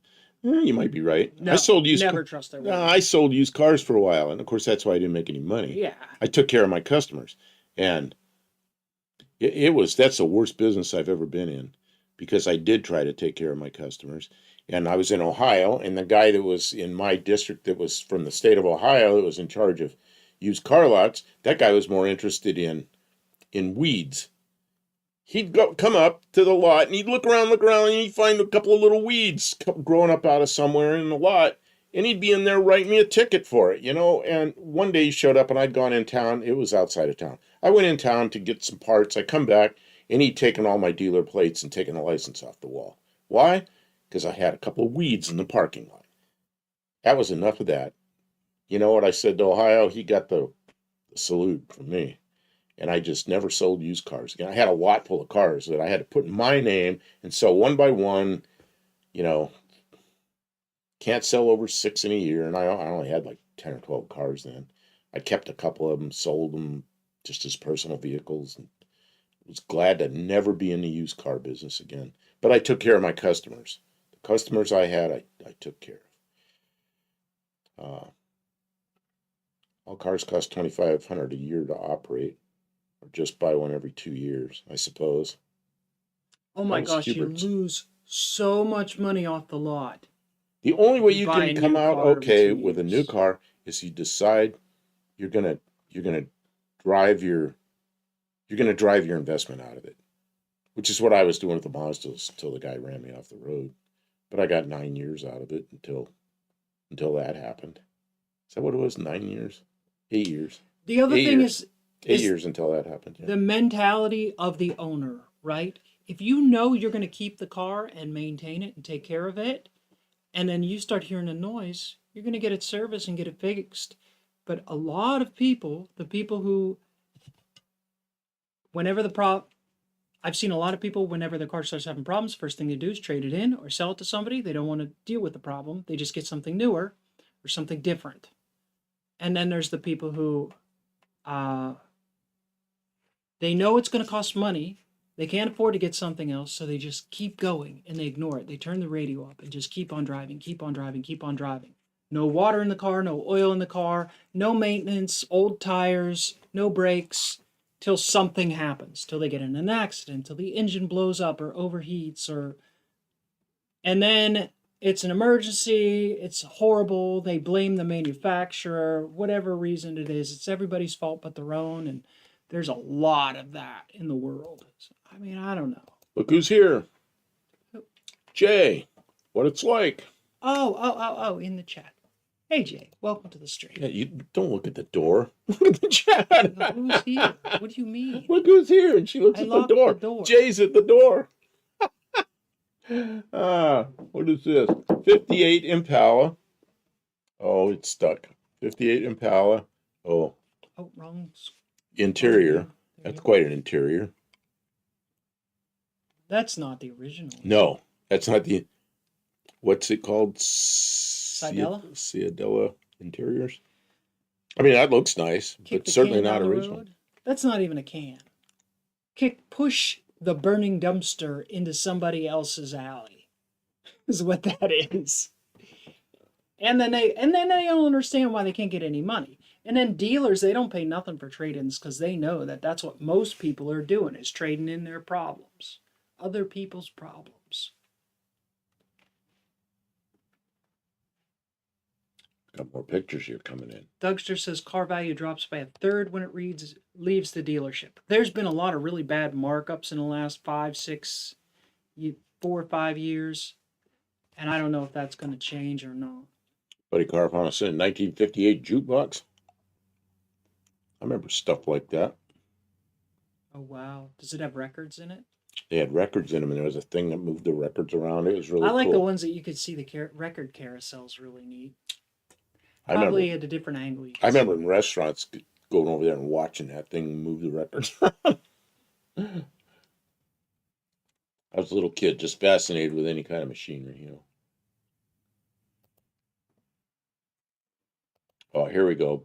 I haven't seen it yet, but Carfano sent in a fifth. Oh, this is like that thing Mexican Spec has, except Mexican Specs looks brand new, and this has patina.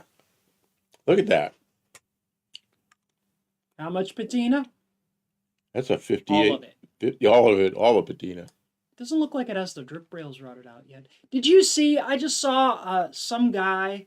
He had a Mini. It looked real nice, and he was putting a patina wrap on the car. What? I'll have to. Oh, I gotta find Patina wrap. it. A patina wrap. Yeah. I gotta look it up.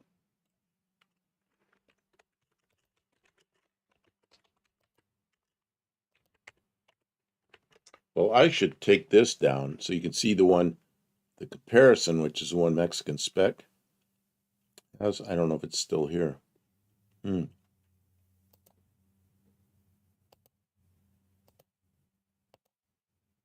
Yeah, there's the same thing, but Kim, it's too big to see. We need some shrinkum. Kim, What? we need some shrinkum. I don't know how to do that. Yeah, there's a 58 Chevy that's the one Mexican Spec sent in that looks brand new. I think that's pretty nice. Dougster, fake patina, just say no. Yeah, there's a 58 Ford pickup. The first place I worked that there was actual job where I got a paycheck, not paper route, was a or bicycle shop. I worked in a bicycle shop, just 1099s. But I worked at a nursery where I went out and took care of plants and pick weeds and all this kind of stuff. It was with a 57 Ford pickup, looked just like that, except it had single headlights. And it was a yellow truck.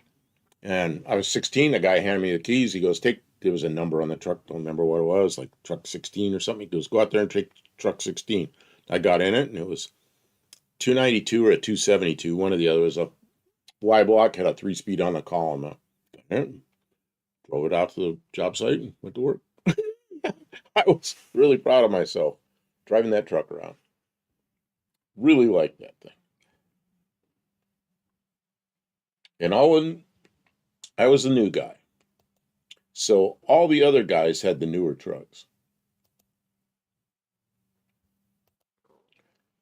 But I like that old 57 Ford. Your tummy's growling. Oh, I'm sorry. And we have a 58 Dodge truck.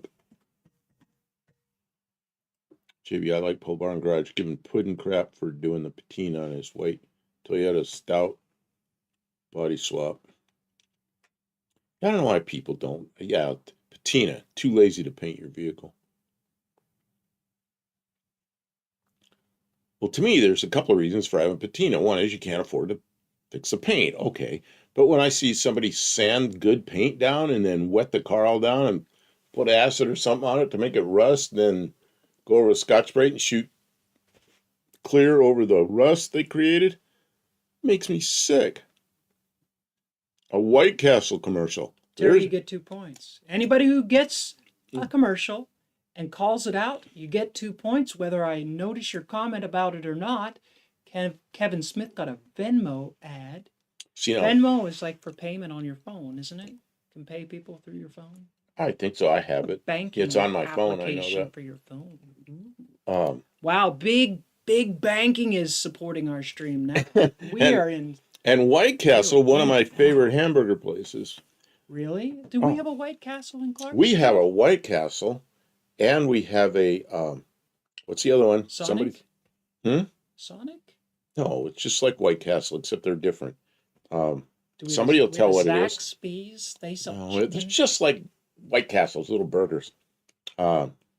Zaxby's, great chicken sandwiches without the homophobic hate.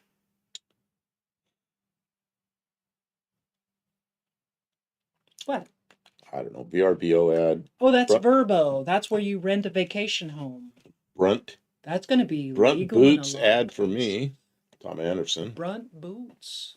I've never bought Brunt boots. I wonder what those are like. We don't know what you have there. They should send us some samples. What's the little burgers? The little, I think it starts with K. What are those little burgers? Ah, my Little dead brain. I can't. burgers that starts with K. You know what a White Castle burger looks like? It's about this big. The little And square ones. yeah, but there's also the other ones. Uh, uh, I just can't pull up the name because my brain. Crystal. Yep, I knew it began with a K. Lester, you get 2 points for Yeah. knowing that Okay, so out here the thing that Buff Del Campo's brain would not do. in Clarksville, there's a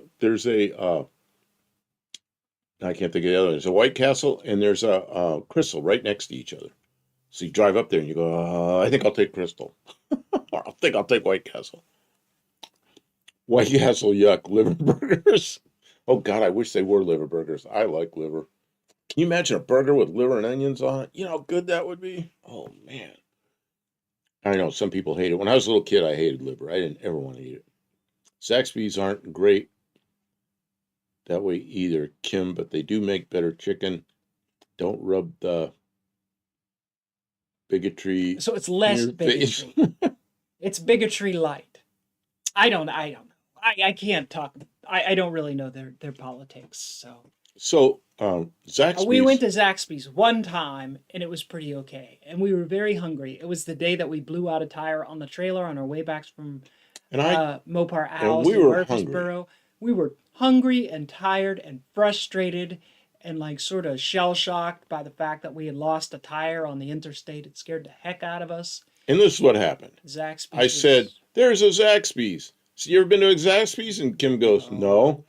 I said, we're going because we're hungry. We went in there. And it was pretty good food. We were, of course, when you're hungry, it makes a difference. White Castle and Crystal are nearly indistinguishable. Huh. Yeah, but they're two completely different companies, very competitive against each other. And they just are. Me pulling up to the drive-thru, hold the liver. Are they really liver No. burgers? There's no. No. Tastes like liver to me, says Kevin. I don't know. So somebody brought up a 58 Studebaker Hawk. Man, I thought we'd have a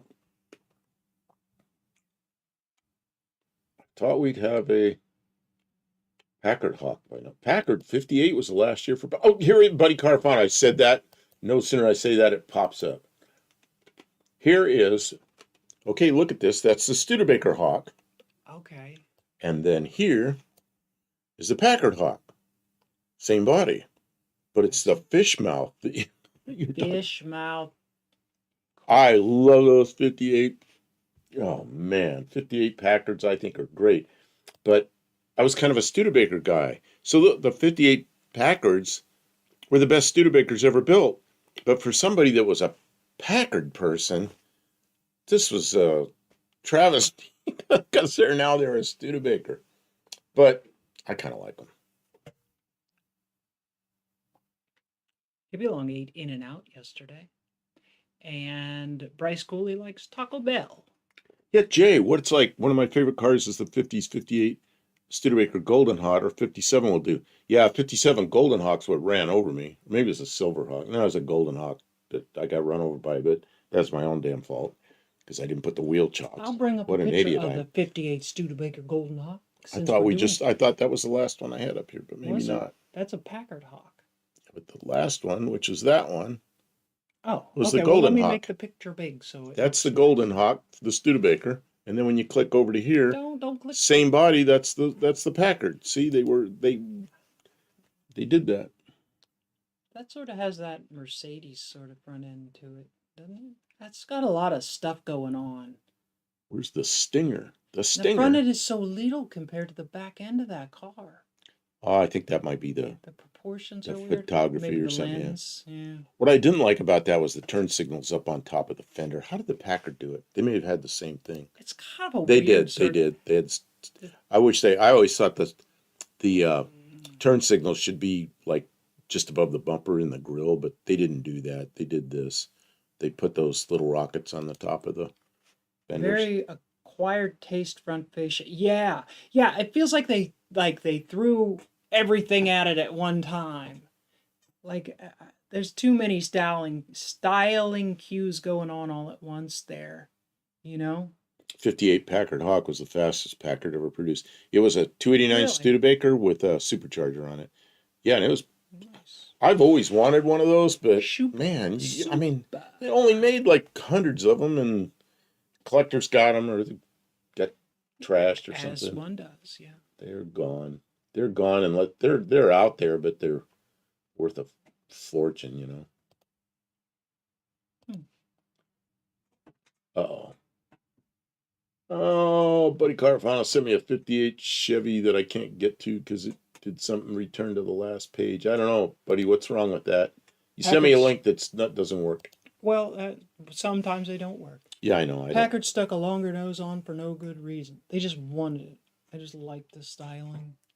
Packard stuck a long nose.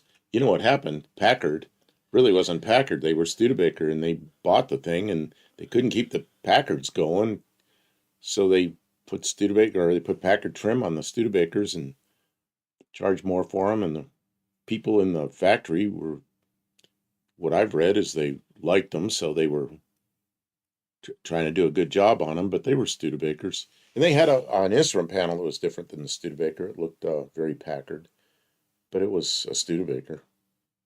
So,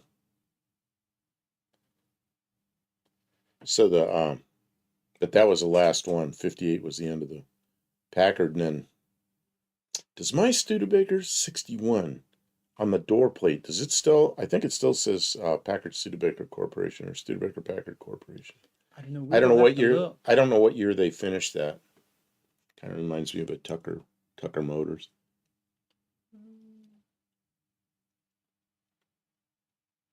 That's kind of funny. People here says they'd rather have the Studebaker and I'd rather have the Packard. I know a lot of people didn't like that big wide fish mouth look, but man, I thought that looked really good. It's kind of neat. But that was just me. I always like weird stuff. Oh, here, Buddy Carfano sent this 58 Ford wagon. I remember these. I had a neighbor had one just like this. It was red. And it was the first one I got in that was a 3-seat wagon. And the middle seat on the passenger side had a single wide seat. And then the other 2/3 of the seat were over there. And that one seat would fold down. You could fold them down independently, but that one would fold down so you could get into the back. And it was identical to this. It was red with the wood on the side. I thought that was such a great looking car. But that was a little kid then. They must have bought that thing new because it was that was probably the 58, 59, 60 in that age range.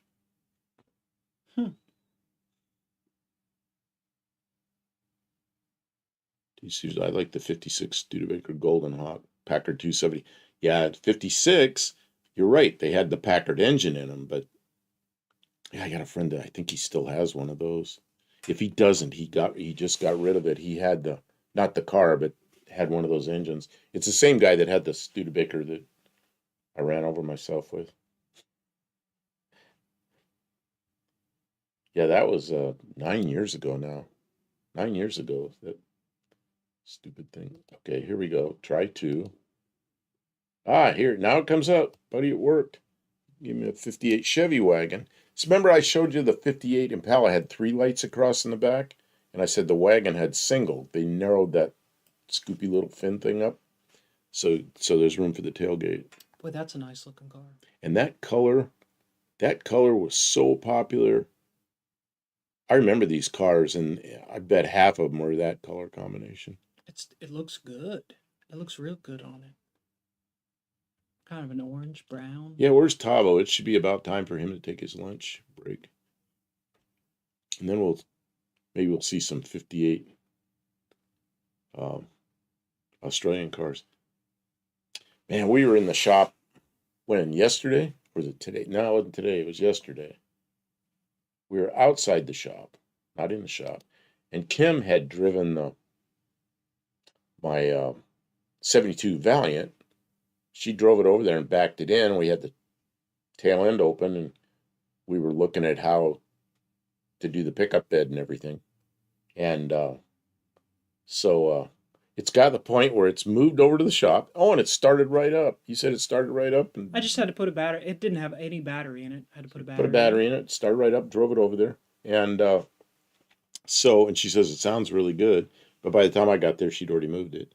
And so we were looking at the trying to make a ute out of it, talking about it, looking at the pieces and parts we had, looking at the car, thinking of how we have to cut, and weld, and all that.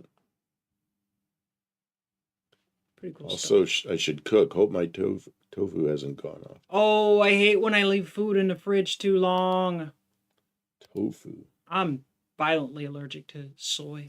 Yeah. No tofu for me, please. I used to make tofu burgers. I'd take the tofu and I'd put about maybe 25% hamburger and mix it all up. And it was real light and it was kind of hard to keep it together. But man, it tasted just like beef. And I thought I was doing myself a favor, but I shouldn't be eating tofu anymore.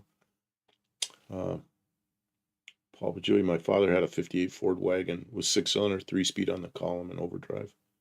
I had a 60 Ford wagon, 6-cylinder, but it had 2-speed automatic. That's looking back on all the cars I had, that's the one I shouldn't have sold. If I could just pick one, I might be that one.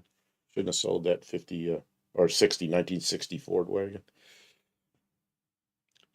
Bryce Goodley, the 55 two-door Chevy Nomad is really badass. Yeah, all the 55, 6, and 7 Nomads were, man, yeah, they were something. I don't know if you ever watch D Speed Shop. He's had a few of those around. A 58 Jeep. Buddy Carfano keeps sending more. Oh, I didn't like these things, but a lot of people did.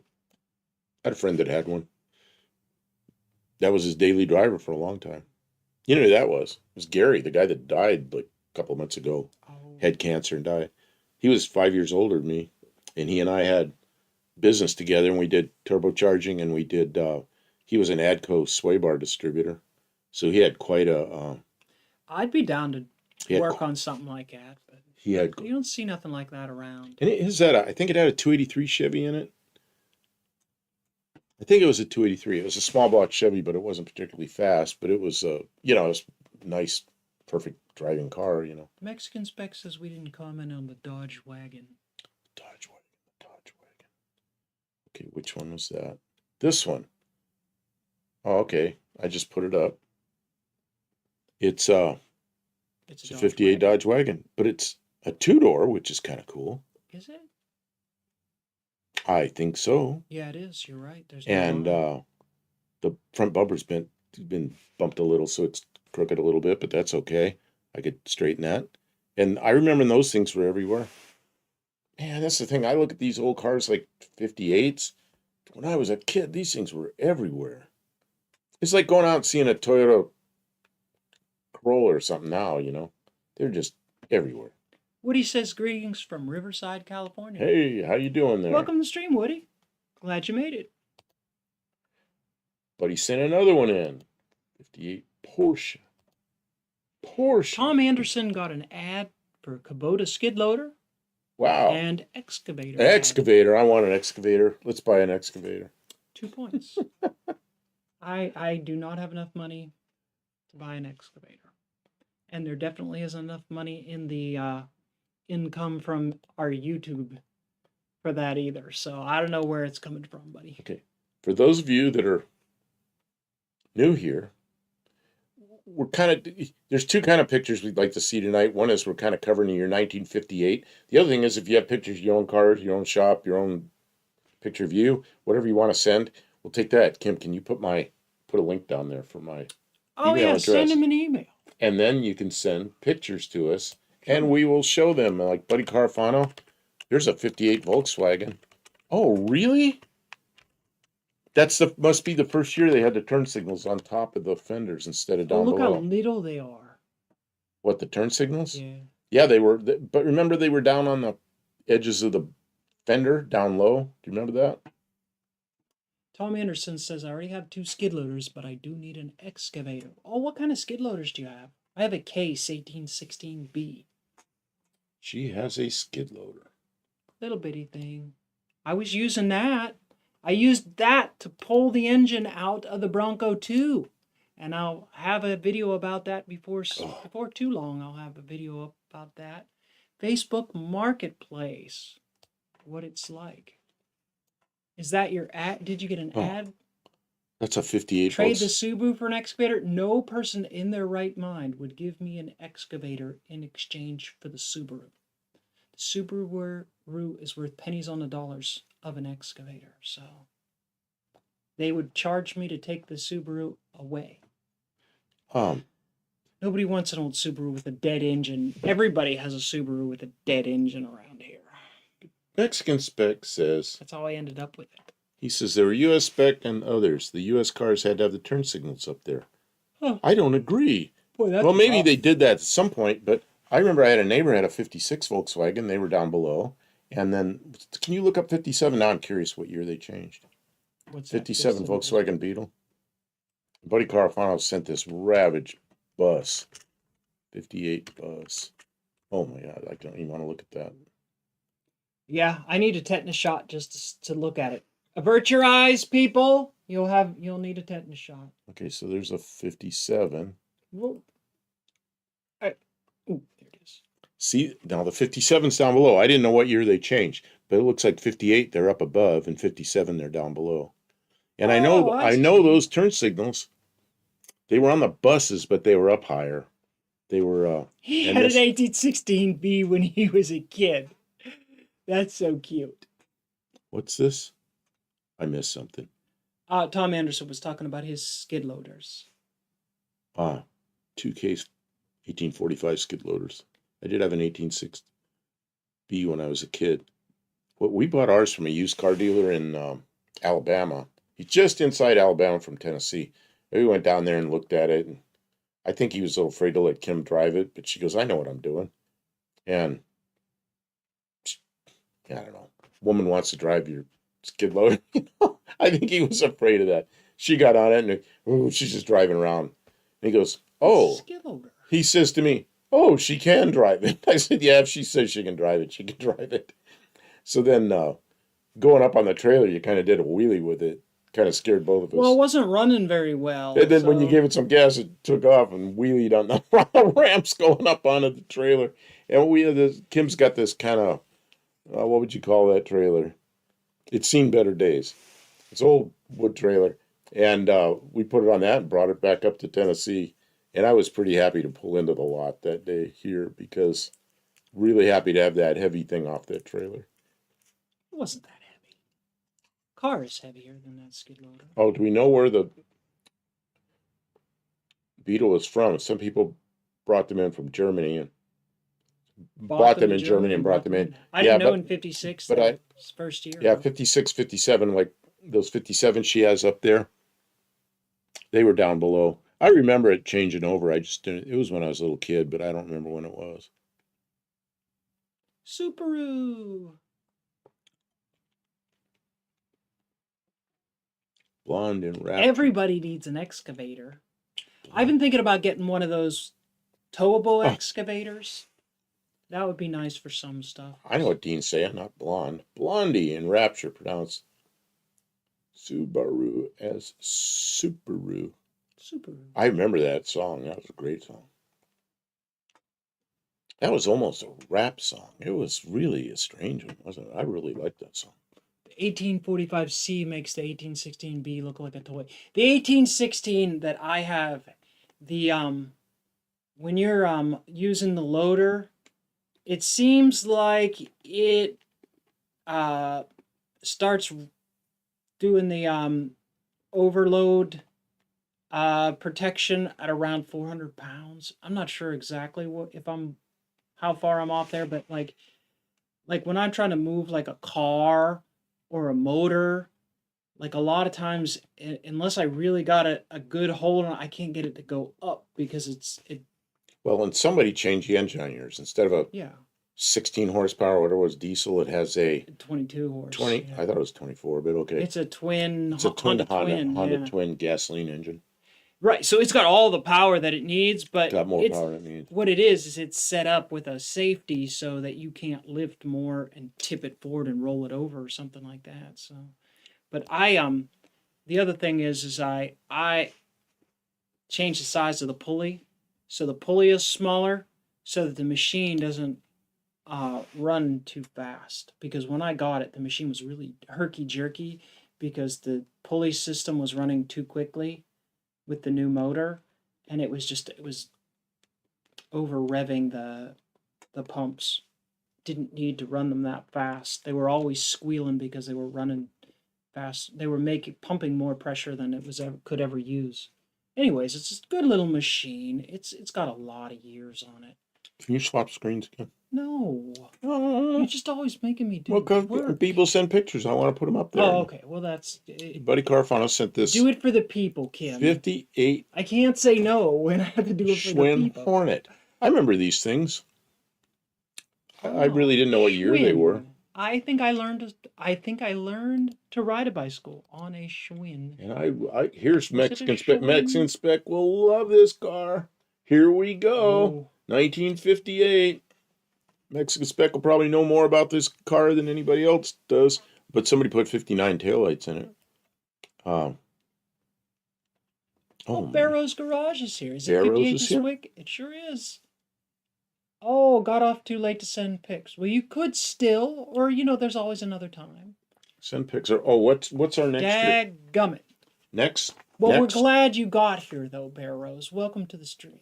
Not next year. Next week is next year. Next week. He doesn't. Which is the week after tax day.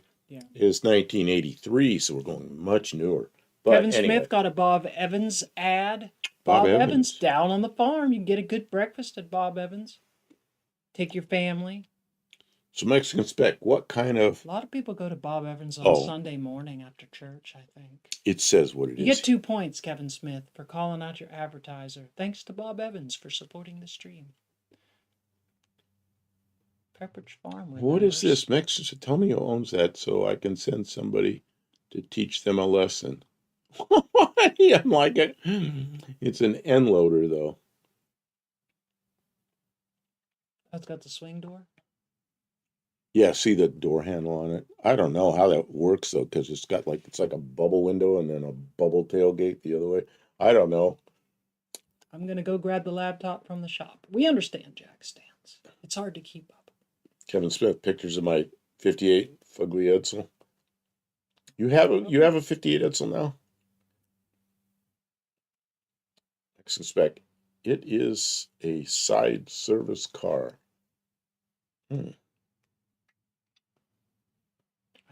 I know Mexican Spec likes these big ambulances and hearses. It's got a really weird bubble to it. It does. Yeah, that back window's bubbled more than you think it would. Was that the way that really was? Or is that like a... I don't know. Somebody's done quite a job on that thing, and then they put 59 taillights in it.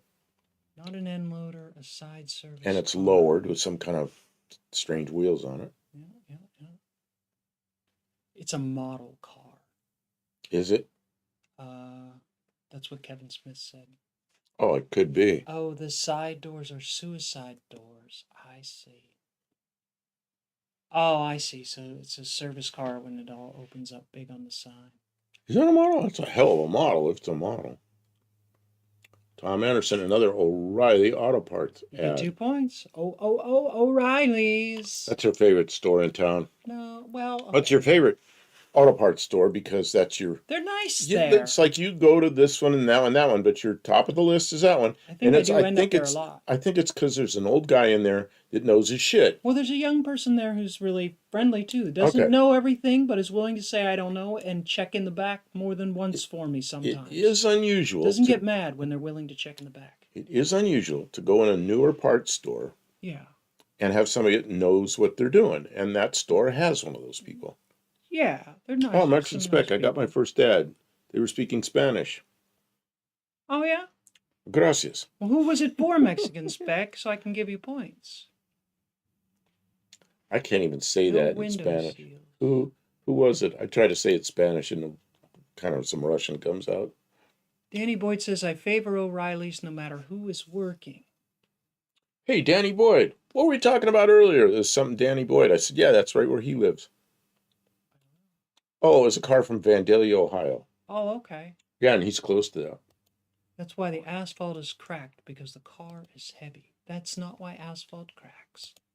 I like on O'Reilly's, they have a nice tool for finding radiator hoses. You can tell them the size on both ends of the hose, and it'll show you what kind of options they are without putting year, make, and model. Like if you just want to fabricate some hose and you need some random bends, and sometimes I'll fabricate one hose from two pieces of other hoses and stick them together with a adapter, and they have a nice little tool on their website for doing that. You can order on the website.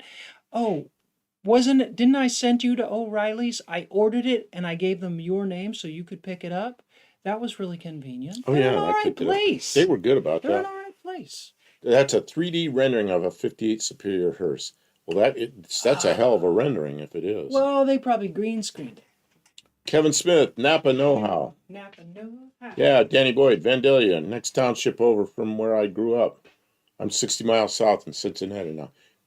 I remember when I was in the Air Force in Rantoul, Illinois, I had a friend whose relatives lived in Vandalia, so we drove over there. He had a little bug-eyed Sprite, if you remember what a bug-eyed Sprite is, and we got a tow bar and we towed it over to his relative's house in Vandalia, and I ended up spending a long weekend over there. And so that's why I knew where the place was.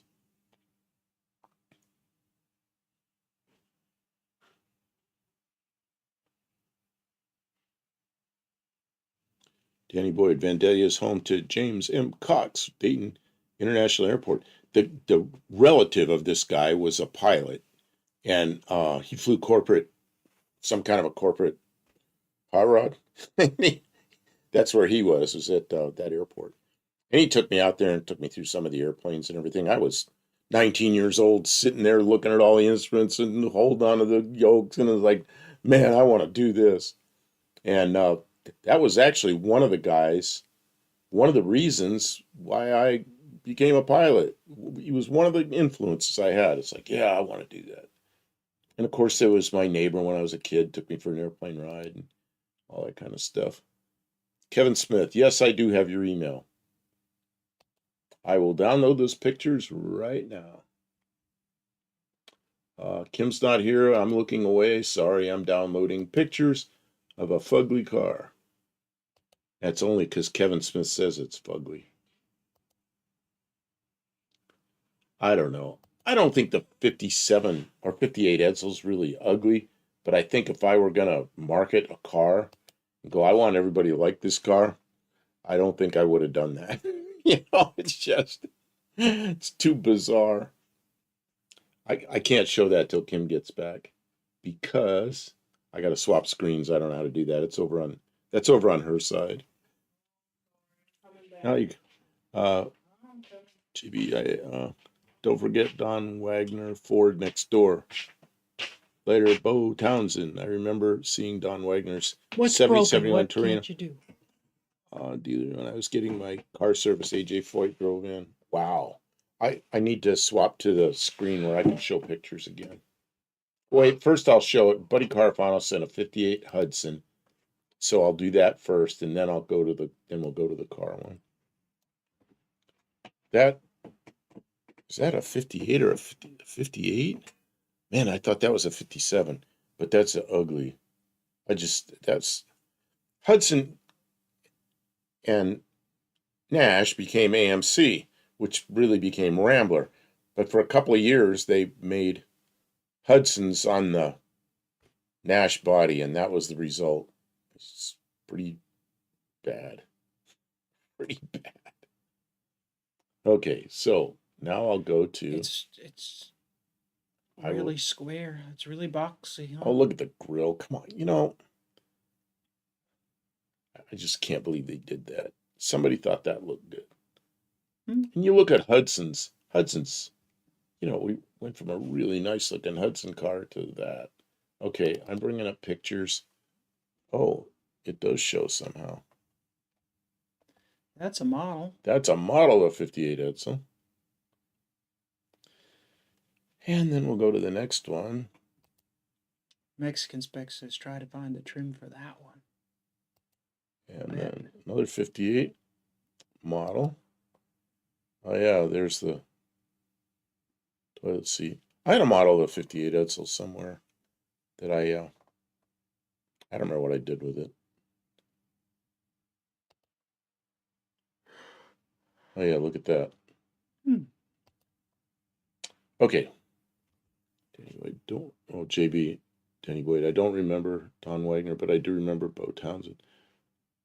My mom bought a new 85 Chevette from Smedley's. Second biggest car she ever bought versus an 02 Avalanche. Oh, man.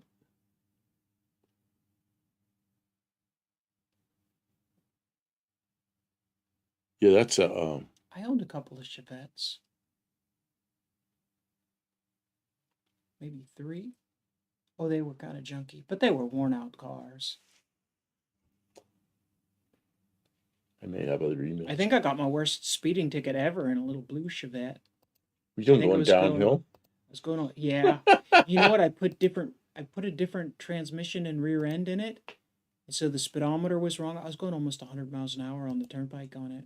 Or not a Chevette? You can't go 100 in a Chevette. Oh, yeah, you can.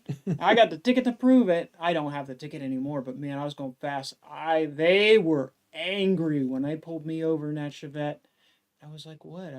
They were like, do you know how fast you were going? I'm like 65. And they were mad. They thought I was lying. Like, I didn't know how fast I was going. Off a cliff. It was the middle of the night. There were no other cars around. I was on a piece of road I wasn't really familiar with. I know I was going fast, but I didn't feel like I was going 100. I was flying. Oops. Yeah, it was a Chevette. It's a Flintstones car for us because we had to push start it where we went anywhere. I thought you were going to say it's because they put their feet through the bottom. Man. Yeah, Chevettes. The first year they didn't sell, which is, I think, 76. Mine was like an 85. Maybe it was an 85. 86 was, I don't know. I remember I had a friend that worked at a Chevy dealer, and they used to have these kits that came out to fix problems with cars, recall stuff. And the joke out there at the Chevy dealer was they were going to come out with it was 85. They were going to come out with an 86 kit to make, because they had so many 85s sitting around the lot that didn't sell. But then the second year they sold like crazy. So I guess the first year they just didn't sell. Okay, that is Buddy Carfano sent in a picture of a drive-in theater from 1958. I remember that kind of thing. My parents would take us in a 56 Ford wagon, and they had a mattress in the back, and all 3 kids would lay there with pillows, look over the seat. My parents would sit up front, and they'd take us to shows that were family appropriate. Chevette is the vet I prefer, Kevin Smith says.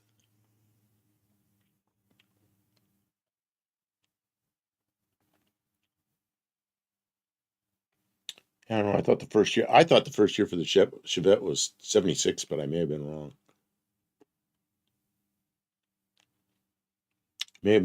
Mexican Spec was selling cars back then at a dealership, or working at dealerships. I don't know if he's selling cars, but he was working at dealerships.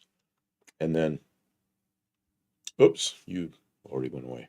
Barrows, I think it was. Was calling out the 430 Super Marauder dual carb from 1958. Wow, I didn't know they made a dual carb version of that thing. Never knew that. Super Marauder.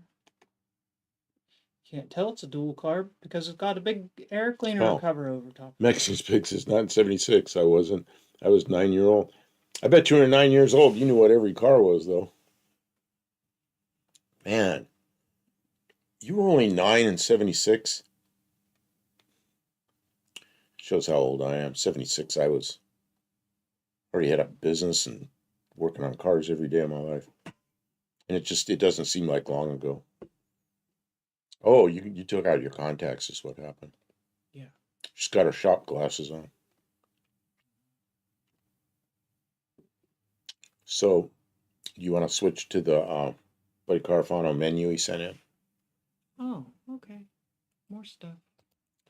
That is McDonald's menu from 1958. Hamburger, 15 cents. I remember 15-cent hamburgers. Cheeseburgers, 19 cents. Spend the big 4 cents and get the cheese. French fries, 10. Milk, 10. Root beer, 10. Orange, they're all drinks are 10 cents. Wow. Except the milkshakes are 20 cents. Can you believe that? A milkshake was more than a cheeseburger? 1 penny. Jack Stan says 76, I was -1. Kevin Smith, I was 15 years old in 76. See, in 76, I was 22.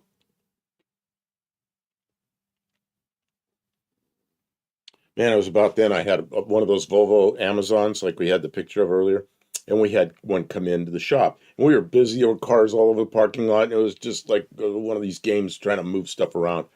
And so a woman comes in. She goes, I'm here to pick up the Volvo. And I'm like, Volvo. So I look at my employee, my full-time employee.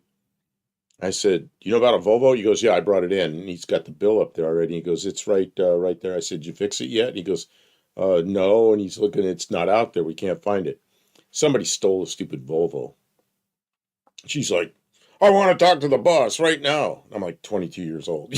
So I'm the boss, So I don't know, we'll take care of it somehow. I had garage and liability insurance. Called up my insurance man, and they rented her car. And he says it's likely to show up in the next few days. It did. It's off the side of a road had a manual transmission. It's off the side of the road with a broken transmission. So they paid to have the transmission fixed. And oh man, I felt bad. Somebody stole her car right off my lot. JB says, I like those glasses, Kim. You have great style. Thank you so much, JB. That's very nice of you to notice. Contact lenses are hard on the eyes, and I don't wear them enough. I can't wear them in the shop. It's too dangerous. Like the risk of getting things in my eyes. It's just safer to wear glasses. And so then I'm really out of practice of wearing them. And some days it just doesn't work. I put them in right before we start, and some days they're okay, and other days after an hour I just can't take them I like the old Couriers. The Courier that was a sedan delivery, like in 58. But that name, they used it later on the pickup, which I think, you're right, I think it was a Mazda with a Ford Courier name on it. Yeah, the Courier was a good little truck. Oh yeah, they're talking about that engine. It's driven on the crank. Total pain in the ass. Like Dean Stevens said, like an octopus because it run everything, including the wipers. I remember the Lincolns had that 430, or what was like a 430, but it was bigger. What was that engine? 462.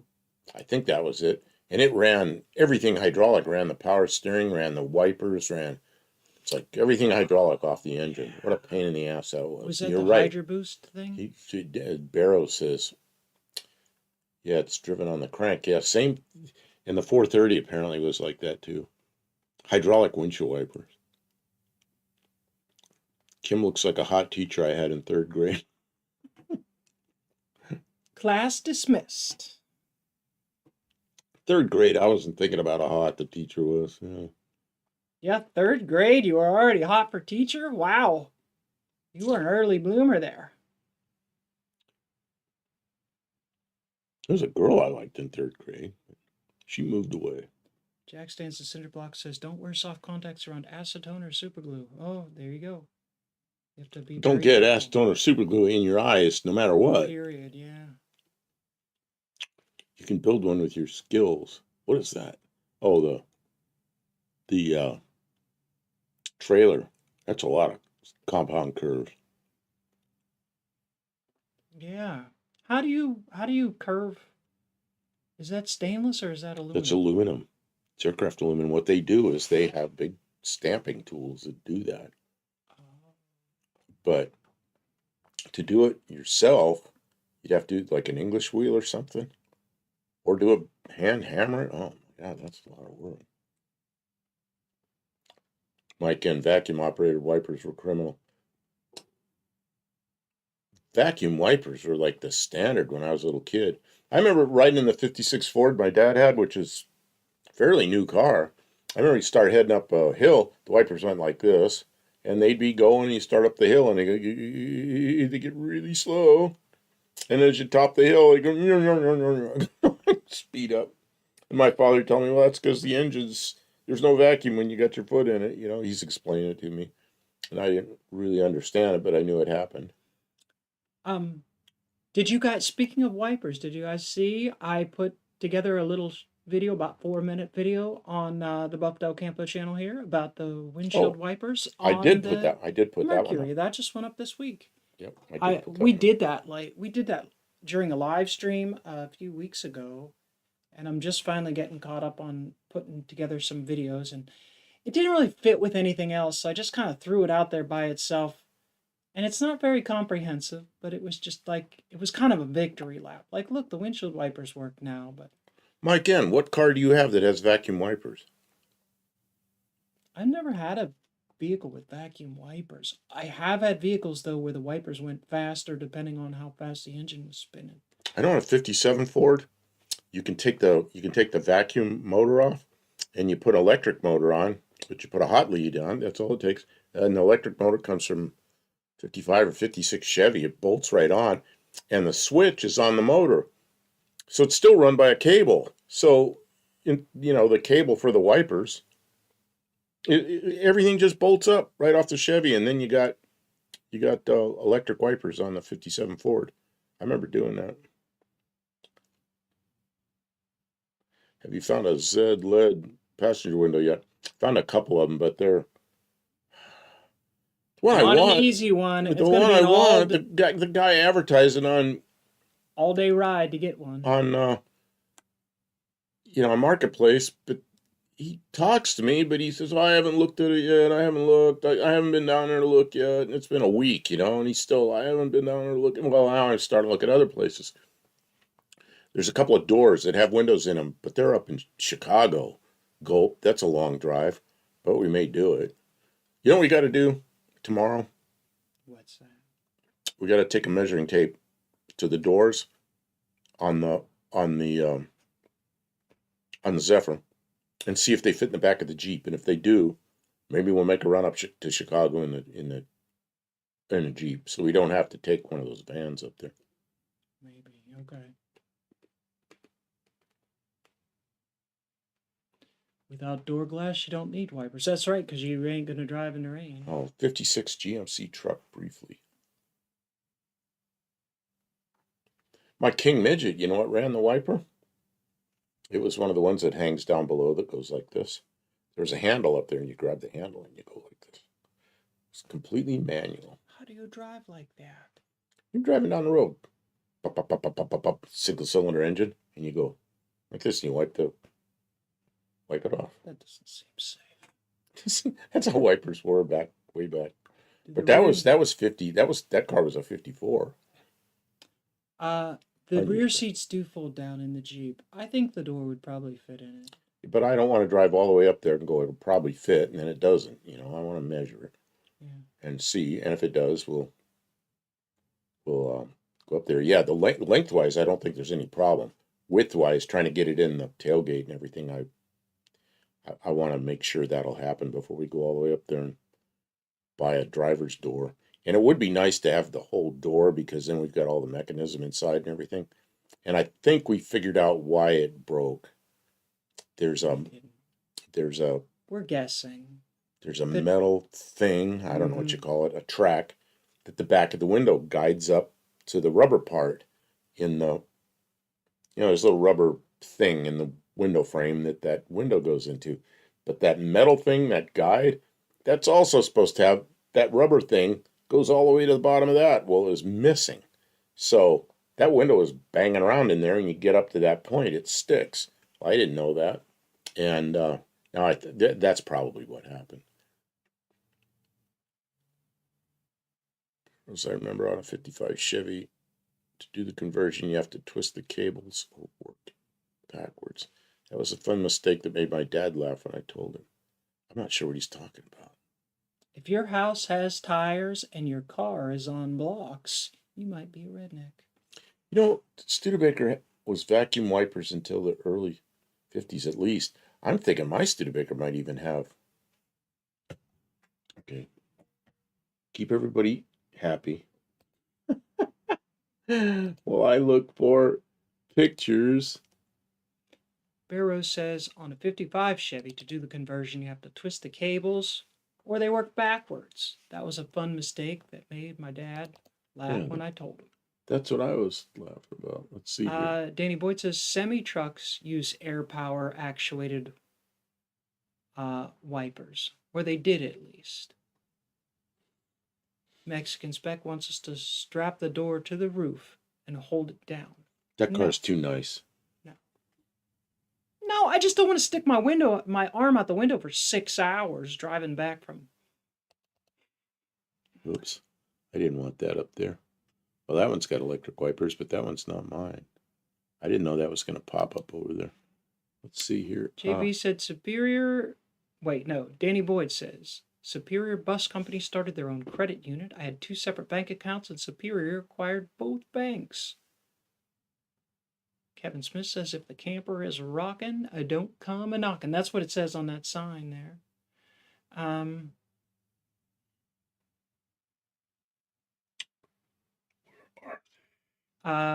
Jack stands Center's place. Wait a minute. I stay in an RV, and the mill truck that tows it was on jack stands for about a year. Well, you might be a redneck. Jack stands says semi trucks also have onboard air compressors. Well, yeah, for the brakes. Not mine. That's air not brakes. mine. They have to have compressor. That is a lot of blue. What are we talking about? That was blue. I don't know what we saw. That was blue. Maybe the Studebaker I was looking at. What's gone? We lost you. Me? I don't know what you're talking about. I don't know. I'm trying to find a picture of my Studebaker torn down. And I'm not. That's not torn down. I'm not. No. I'm trying to find a picture of the firewall. Tom Wagner said. Oh no, Tom Anderson says he got a Wagner Power Painter ad. That's 2 points, Tom. Yes, Dan, that's an Airstream, I think. And we've been giving out a lot of points for ads, and earlier I mentioned it, but I'm going to do it again for a second time tonight. If you are a subscriber of YouTube, so that you don't get ads, this is your opportunity. If you're here and you can hear the sound of my voice, and you don't get, or if you just haven't got any ads, since I said this earlier, you haven't got any ads tonight, I'm awarding you 2 points just for being good viewers. I have Thanks for being here. So many pictures. 1956 GMC had a 6-volt system. Really? 56 still had 6-volt? Ooh. Yeah, Ford switched over. 56 was the first year with a 12-volt. Bear Rose says Mopar went electric wipers very early. The 46 Plymouth I did for a neighbor had them. Pretty cool.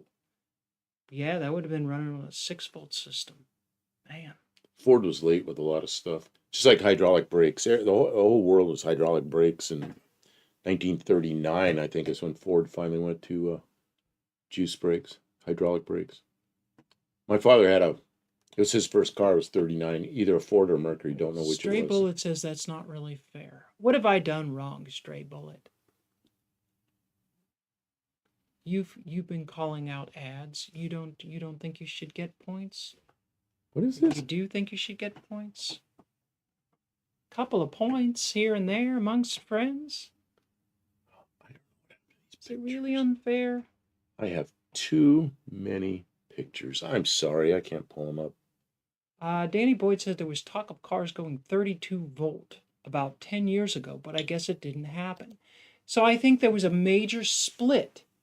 There's the cars that have stayed 12 volt, and then there's the cars that have gone much higher voltage. 600 volts. Yeah, much higher voltage. The hybrid cars are a lot higher volt, and then the regular cars are. What I remember was they were talking about, I thought it was 36 volts with the alternator's turning 48, which made sense to me. But it never happened. I remember that was a big deal, and it just never happened. Like a lot of the mini starters these days, they do fine on 12 volts. Well, you know why they want more volts? Tiny wires. Right. It's less expensive. You can run a lot more. Yeah. I guess they didn't find it to be worth what, because most of the car runs on a lot less electricity now. It's just motors that have the high demand.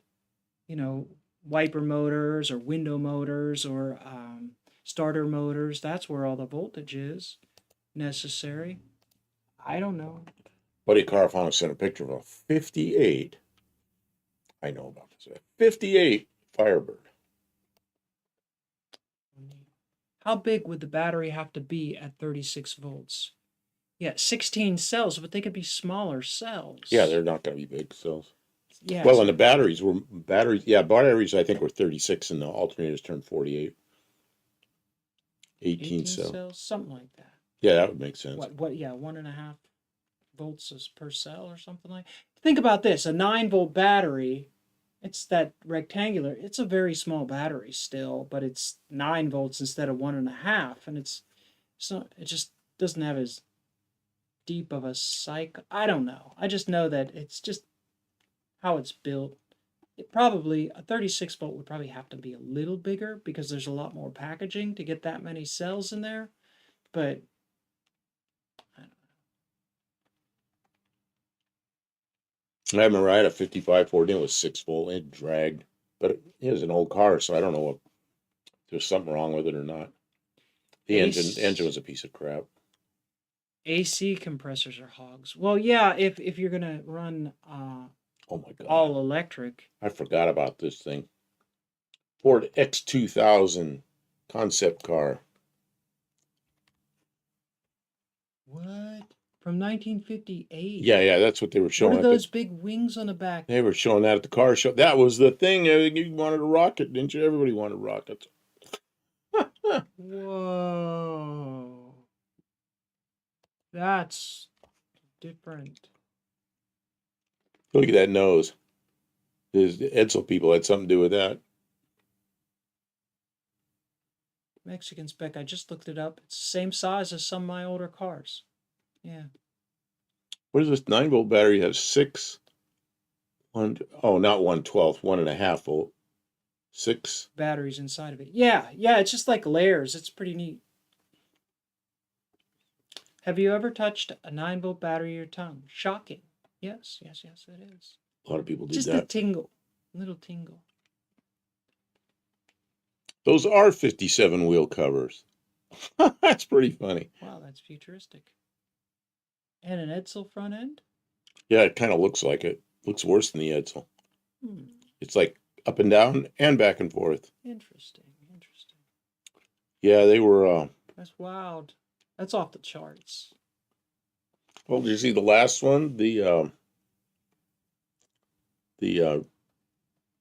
GM, the Firebird. Look at that thing. That's same kind of crap. Wow. It's like a jet. You're going to go down the road and you're going to duck your head down like this to talk to the passenger to look underneath that. It's like a jet. Stick your tongue on a spark plug once. Oh, that stings just thinking about. I got a lawnmower engine from somebody when I was about 13 years old, and I started up in the backyard and had a run in. It just had a pipe, like some pipe I screwed on there, the exhaust coming out, so it was extremely loud. My father came outside and he's going like this. So, being the kid I was, it's like, I know how to shut this off. Just pull the wire off the spark plug. Man, I learned something that day. It's like, shocked the shit out of me.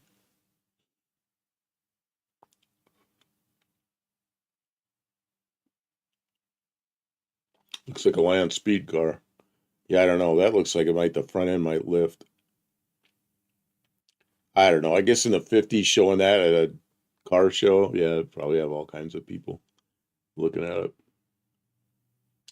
Olive says the You fried only, coconut. you only grab a spark plug once. Yep.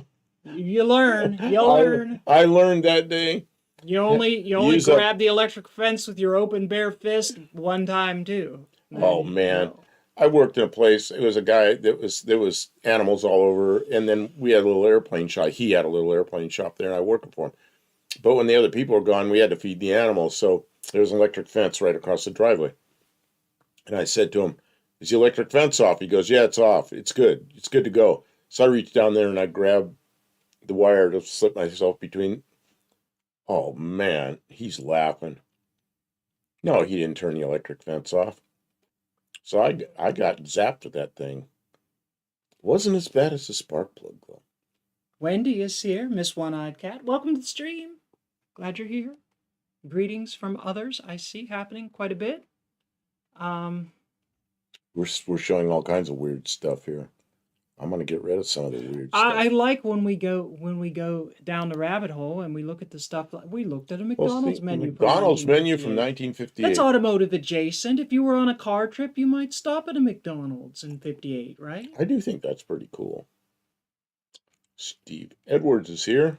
I have to get a solenoid for the starter on the Escort. Man, the Escort's going to keep you broke with all the little stuff. Make sure all your connections are good. Solenoids go bad when they're... Little stuff, man. Yeah. Electricity, it's important. Don't stick bobby pins in receptacles. You'll regret that too. My brother stuck a bobby pin in a... I'm trying to think of what they stuck in. Somebody stuck something in one of the receptacles when I was a little kid. It wasn't anybody in our family. It was some neighbor. Got zapped. There was a neighbor that put a whole box of plaster of Paris in the toilet, flushed it. Ooh. And then the excitement came because they had a jackhammer in their house and a big compressor outside, and they're pulling the concrete floor up in the bathroom. I thought that was great. But now as an adult thinking about that. Very difficult to get plaster of Paris out of pipes. It sets in the bottom of the pipe and then hardens like stone. Enough that they had to jackhammer the floor up. How about digging a stuck burning piece of toast out of the toaster? Unplug it. Just wait. Just jam a fork in there. You'll get it. You'll get it. We had a Sandy's too. Was that a national chain? A Sandy's. What is a Sandy's? Did they have... Was it a burger place or was it...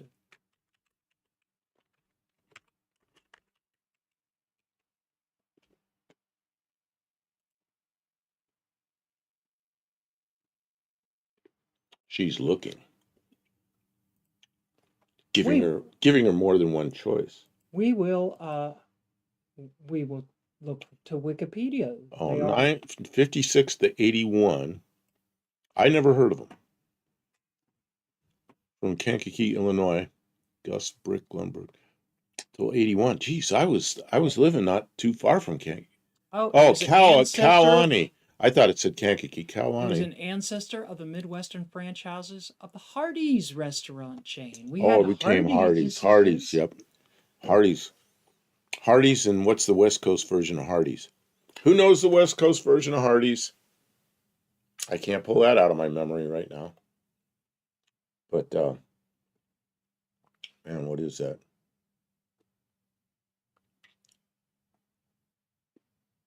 What is this? Burgers and fries, 3 walls, solid. I'll sign it on. McDonald's burgers tasted better back then also. Yeah, that's something I noticed. When I was in England, where I was staying right up the street, there was McDonald's. Yep, Carl's Jr., that's the place. Carl's Jr. was and somebody's going to get points for that. Star is close. Kim. Yes. They answered my question. What was the question? What's the same as a Hardee's, but it's out west? It's a Carl's Jr. Okay, well, you all threw it out there really fast. Stray Bullet, you were first. So you get 2 points. And then the other people who typed it, Olive, Jay, and Hippie Long, you get a point as well. Because you were all on the ball. But Mike N had it even sooner. So he gets 3 points because I already gave 2 to Stray Bullet, who was second. So that's how it goes. Yep, yep. My poor reading skills got you extra points. Takeover by Hardee's in 1960s. Short on cash. Television advertising. They sold out to Hardee's in 1960. So it wasn't a big chain. They were around a little bit till 1960. Now you know, and now we know because I'd never even heard of that. Mini bike points. You know what? I've been building that mini bike. I've been riding it around a little bit. I've got it pretty well sorted. I can ride it around. It doesn't break. Did you see me ride that thing? I had that thing like just cracked the throttle open. It was too fast. Check the short. See, I actually had him ride. I said, you got to ride the bike on a short now. He's like, I'm not riding that thing. I'm like, just we'll take it up there and ride it. I wanted to ride it, but it was He's like, I don't know if I should ride it. I'm like, well, be really careful. I want to get a short. So I hardly opened the throttle. If I had opened the throttle anymore, it would have been a wheelie, and I would have been off the back of that thing. I'll be in the background. I gotta go moan stuff around. Oh, probably move stuff around in the toy room. All right. Good luck with that, Miss One-Eyed Cat. Do we have a toy room? We have a laundry room. We need a toy room. Well, what kind of toys could we put in there? The whole shop. The whole shop is a toy room. Okay. Yes. So I put this up, but you're showing 430 Mercuries. That's not the right thing. Let's see. I got more Buddy Carfano stuff. There, at 58, it says 58 Nash Metropolitan, and that was the car everybody like. That's actually a British car underneath with looked like a Nash on top. Those little 2-seat car that you might be able to get 3 people across the front, but those things were around. A lot of them. It looks like a really narrow track car. It was. They were tiny. It was the same thing. What was it? Who knows in here? The Metropolitan, underneath it was some British car, and I don't remember which one it was. Oh, it says also above American fast food change. Tend to know people overseas will not accept what they shovel us here. Yeah, it's the same thing everywhere. Yeah, when I was in England, McDonald's was really going. The thing about McDonald's was it was a drive-through, which is the only drive-through I saw in England. But of course, you had to go through backwards. It went the wrong way because the driver's sitting on the right side of the car. So that was kind of weird. And then but I never went to drive-through. I walk in. The meat tasted different. Everything else tasted the same, but the beef tasted different. And I don't really know what it was, but Nash Metro. Kelvinator. Yeah, I had a 74 Matador, as everybody knows. And my friends called that thing the Kelvinator. Those little Metros. Tavo's here. Hey, Tavo. Austin Nash. Oh, Austin. It was an Austin, some kind of Austin, little British car. Steve Edwards says I should put wheelie bars on the mini bike. That mini bike is heavy enough. I don't need to put any more candy on it. It's got the windshield and the headlight. It's all fancy. Oh, here goes. I thought this is another one from Buddy Carfano. It says a Volvo wagon from back then. I remember those things being around. There weren't a lot of the wagons, but the little coupes that had or sedans, whatever they looked like a 44 or a 46 Ford in the back. I like the top, but there's something about the nose of that it's not quite. Mad cow disease, probably. Well, that wouldn't surprise me if they made them cook the meat like 4 times longer, because now that I think about it, that's kind of what it tastes like. Tastes like they cooked it and cooked it and cooked it and cooked it. That could have been the difference in the way the meat tastes. Danny Boyd says General Foods owned Hardee's and acquired Burger Chef and ended them because they wanted their soft serve shake machine patent. Interesting. I was there. That's how these things happen. I was in England in 2009, so I don't know. I guess that stuff was going on then, but I ate at the McDonald's a couple of times. Mostly I ate in the pubs, because the pubs, what I learned was the pubs were very reasonably priced, and I could have after work, or on the weekend, I could walk to a pub and drink a good British beer, and unlike what they say, they are cold, they're not hot, and have a burger, and they were just very reasonable.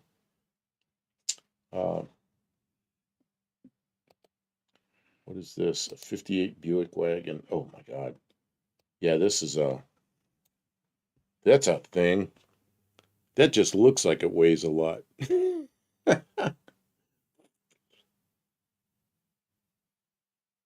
Mike N didn't know that was a Nash deep down. It was a Austin Healey deep down, I think. Austin Healey, if I remember correctly. Yep. PV 544 says Olive. Yeah, that last that Volvo was it's probably what it was. What was the one that looked like? Oh, what was the one that looked just like that? Only it was a sedan or a coupe. It's probably a sedan. It back end just rounded right down. Looked like they took a 46 Ford or 47 Ford and kind of made it look like a Volvo.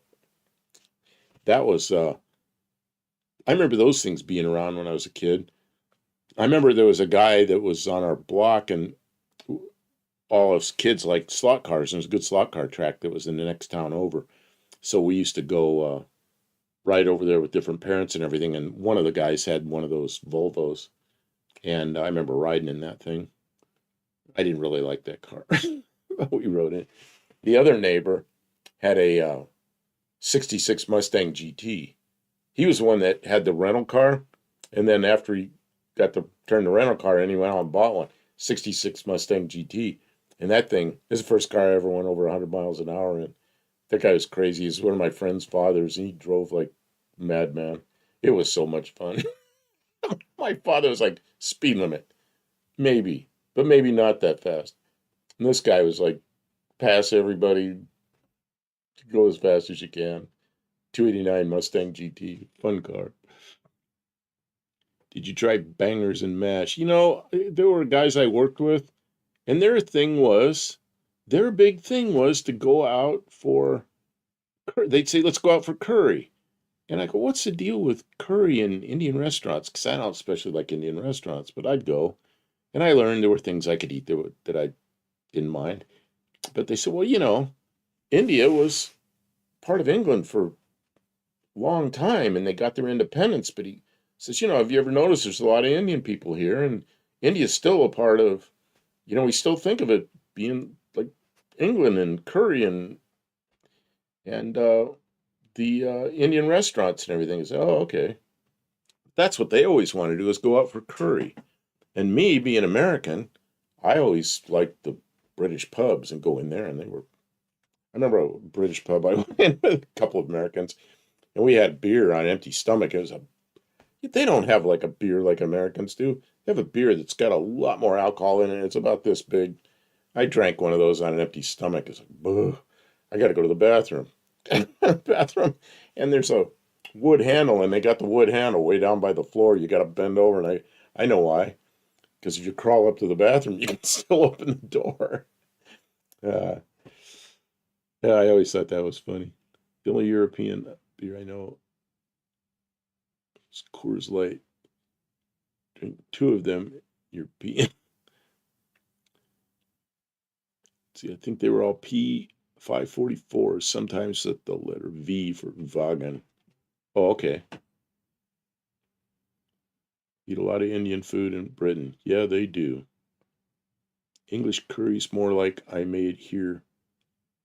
I mangled tofu that was supposed to be in fried I'm pieces. sorry your tofu didn't work out, Olive. You'll get it right eventually. Sometimes it just doesn't happen. Lester LeSabre, did you try toad in the hole? I didn't know. I hope I it don't even know still what that tasted is. okay, Olive. I don't even know what. You know, when I was there, we had there were four Americans that went over there, and all of us had been sent all over the place for years and years, and we had all the points and everything for Marriott's hotels at the time. So we all had whatever the highest points and all that stuff. So we get there, and they treat us like kings. You know, like we got there was a room that was just for people with the higher level, whatever it was, platinum cards, whatever. And after work, we'd go in there and we were studying to fly this airplane and maintain this airplane. So we had to study. And we were in that room and they had some free hors d'oeuvres and hors d'oeuvres. It was like a meal. So we'd go in there and we'd eat and study. We did that every night. So it was like free dinner. And then breakfast, the hotel had free breakfast, and it was this enormous buffet that was so good. And so our lunchtime on the weekends, I eat at McDonald's or uh, the pubs. Comes with the Strohs is running.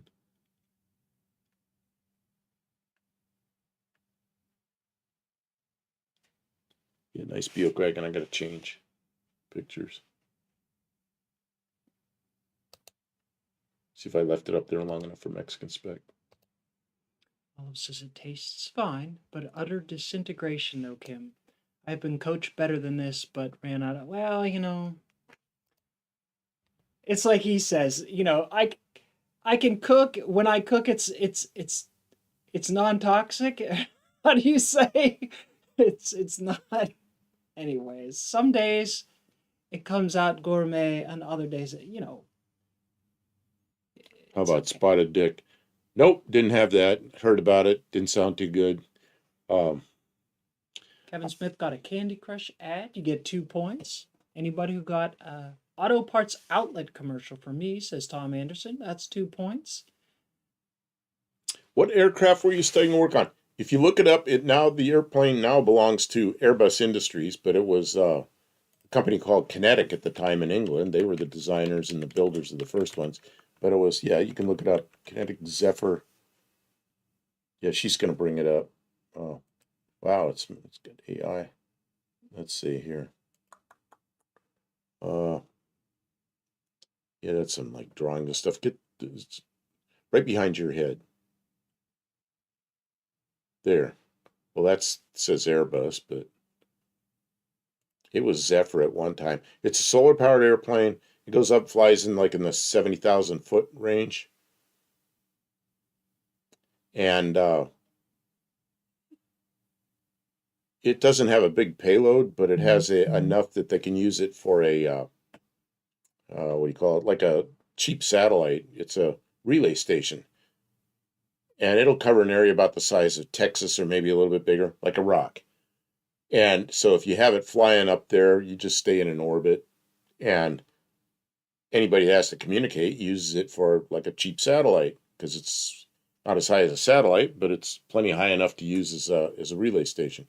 And so, at 70,000 feet, you see the curvature of the Earth. It's pretty cool. Okay, let me finish these No, ads. you cannot ride in it. Absolutely not. Let me see. Mike got an Island Boat Club ad, 2 points. Stray Bullet got a Miller Welders and Reno Tahoe ad. Stray Bullet gets 2 points.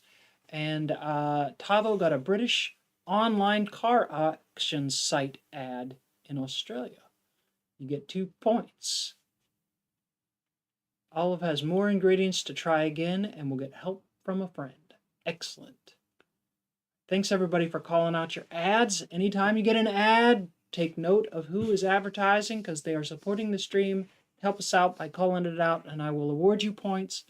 Whether I see and read your comment or not, you automatically get 2 points if you call it out in the chat. Jack Stan says, I was thinking you worked on DC-3 or up to an F4. When I was in the Air Force, the last of the F4s were there, and I worked with people that had been working on the F4s. When I was in Alaska, there were still F4s there. It was before they got the F-15s. But I worked on mostly, my first years in the Air Force, C-141, which is big transport, and C-5. I don't know if any of you know what those airplanes are. What is C? Look up C-141. Starlifter, there you go. Okay, that's a C-141. Got a lot of time working on those engines. And then, in fact, that paint job that's right above Kim's head, that's what they looked like when I went in. And then later, not that one, the one below, that one. And then later, that's a C-141B. That's the first stretch model. And I was working on them when they stretched them. And then C5, look up C5 Galaxy.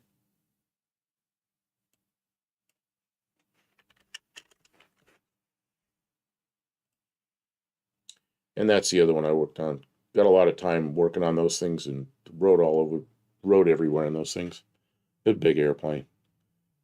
And then the C-17 came in later and replaced the C-141, but that was after my time in the Air Force. Jeez, those are some big airplanes. Yeah, at the time, the C-5 was the largest airplane in the world, but the Russians had beat that with a couple of theirs.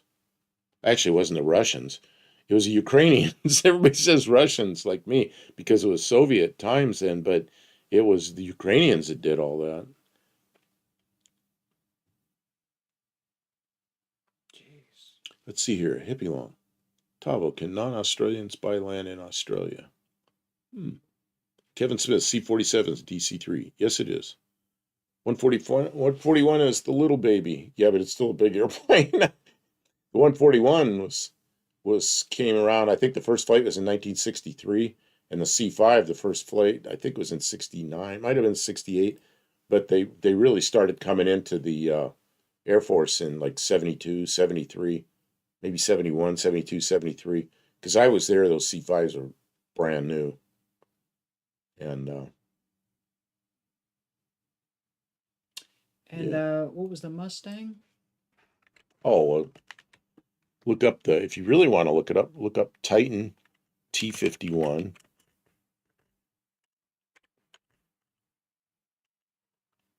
Mustang. It's for sale. Yeah, that's the one that, it's a 3/4 scale of the P-51. They called it a T-51 because it was Titan aircraft. And that airplane was a kit. And I was involved in that as much as I did most of the engineering on it. So there were a lot of differences because it looks like a P-51, but it really isn't. The real P-51, the wings came together like this in the center, and they bolted together, and then the fuselage bolted onto it. The guy I worked for wanted the center section of the wing to be 8 feet, so they would have the landing gear. So when you put the landing gear down, you could tow it down the road backwards. So you put the tail wheel on a hitch on a pickup truck or something, you could tow it. And then the outer wing panels came off. So it was 2 8-foot wing panels, and then the center section was 8 feet. So a 24-foot wingspan. And so the engineering was completely different on it. But that thing, we certified that in England, which I felt pretty good about because it was certified as a 9 positive, 9 negative G airplane, fully aerobatic airplane. And it passed all the certification in England, which is probably the hardest one to pass. And we sold a lot of those. We sold more of those in New Zealand than anywhere else. It was a fun airplane, I guess. Hippie Long, C-124 maybe, can't remember. The C-124 was before me. They were done by the time I went in. I've flown loaded an Apache into Antonov. I don't think they let any of us fly in it. Wow, into an Antonov AN-124 probably. Yeah, a lot of people call those things Russian, but they're actually Ukrainian. Although the Russians have a lot of them. P-51A had a different canopy. Yeah, look up Mustang, T-51 Mustang B model. Because John wanted to do a B model. Oh, there it is right there. See that green one, the green and gray one? Yeah, that one right there. Yeah, see the canopy on that one? There were people that liked that. And one of the reasons, actually the first ones we did was because of the Tuskegee Airmen. That's what they flew. And so there were some that were painted like the Tuskegee Airmen. And then John really liked that, the guy that owned the company. And he had one of those with a V12 BMW car engine in it. And that engine worked out real well because it had a dual ignition system. One ignition system ran one bank and the other ignition system ran the other bank of the V12. So if you lost an ignition system or something, you had half the power, but it was still plenty of power. And you could climb, although not as well. But it was centerline thrust, unlike a twin engine airplane where you got engines hanging out here in the wings. You lose an engine, all of a sudden you got one engine pulling and the other one's drag. It's a real handful. And this, if you lost an ignition system, it was almost a non-event. Tavo, a local built a 3/4 scale Supermarine Spitfire, unfortunately didn't survive. I hate to hear that. Well, it's happened. Oh, it's this P50 had a different canopy. Yeah, an Allison engine. Yeah, the original P51s had the Allison engine instead of the Merlin.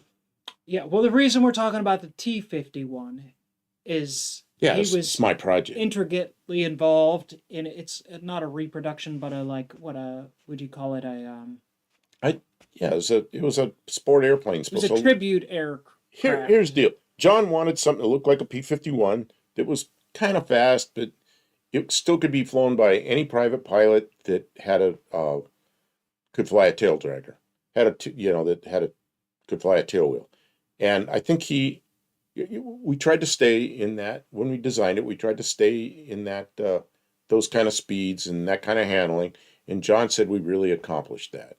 And there were a lot of people bought these and put them together, built them themselves, and did a pretty good job on them. And I mean, they'd sold 200 of them by the time I left, and I left in 06. What's the T51D? D, that's the one that was actually our original one. It had the canopy that's a canopy instead of the.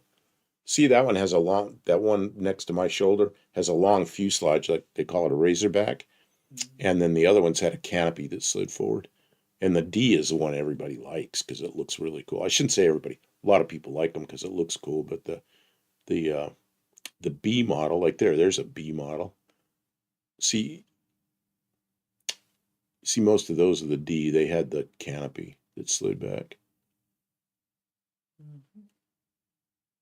Yeah, I did all the engineering on the wing and the tail and all that controls.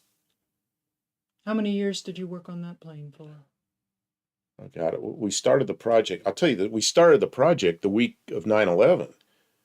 And there was a guy working with us in Canada, and he couldn't get back because all the airplanes were grounded. So I remember that real well. So it was a couple of weeks before he could get down to work with us. But he was one of the guys working with us. And so it was September 11th of 90 or of 01 until I left there in I bought this place in April of 06. So it was, I think I actually left there in June of 06 because we already had this place. I just wanted to get out of there. Jack stands in center box. I dig the T51. Sport aircraft, perfect description. That's what we all called it, a sport aircraft. And it had retractable gear, so it didn't qualify as the sport plane. The FAs, their what do you call it? Their definition of a sport plane, where it takes a different license, less of a license. But we did have a fixed gear version of it that nobody bought. Everybody bought the retractable gear. See right there, it says T51, Titan Kiwi Mustang. That's cool. That's because I bet not half of them, but darn close to half of them for the first couple of years went to New Zealand. They do not sell the T51 new. Titan aircraft is no longer in business. Well, they potentially may. They sold everything to a company. I think they're in Oklahoma, and they said they're ready to start production on it. And I don't know. Stay tuned. If you're interested, they may become available new, or you could buy a there's gently used ones out there. A gently used, so prefabricated one. If somebody really wanted to do this, have somebody that knows the airplane inspect it. I mean, if you're somewhere near Tennessee, I'd go look it over for you. But I'm not going to fly it. I don't fly anymore. I don't have a current medical and couldn't get one if I had to. Yeah, it's likely to go back into production. The people that bought it are, I don't know if they build airplanes that are used for crops, spraying crops, or if they maintain them or what. But it's somebody, the guy's from Australia, and now he's in the U.S., been here for quite a while, and they build airplanes and work on airplanes and do major maintenance on airplanes. So they're airplane people. And I would expect somebody like that might have some success with it. And there's people that know the airplane well enough that, I don't know, I'm kind of hoping he hires a couple of those people because that would really help him. It wasn't a clone. Packard was, oh yeah, Packard Packard was building it under license. They sure were. Have you ever seen an Edgley EA7 Optica? I have. You could look that up. Okay.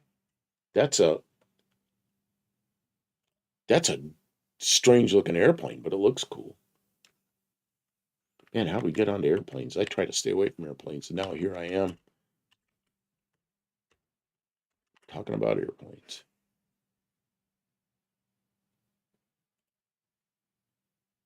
Yeah, there's a picture of it.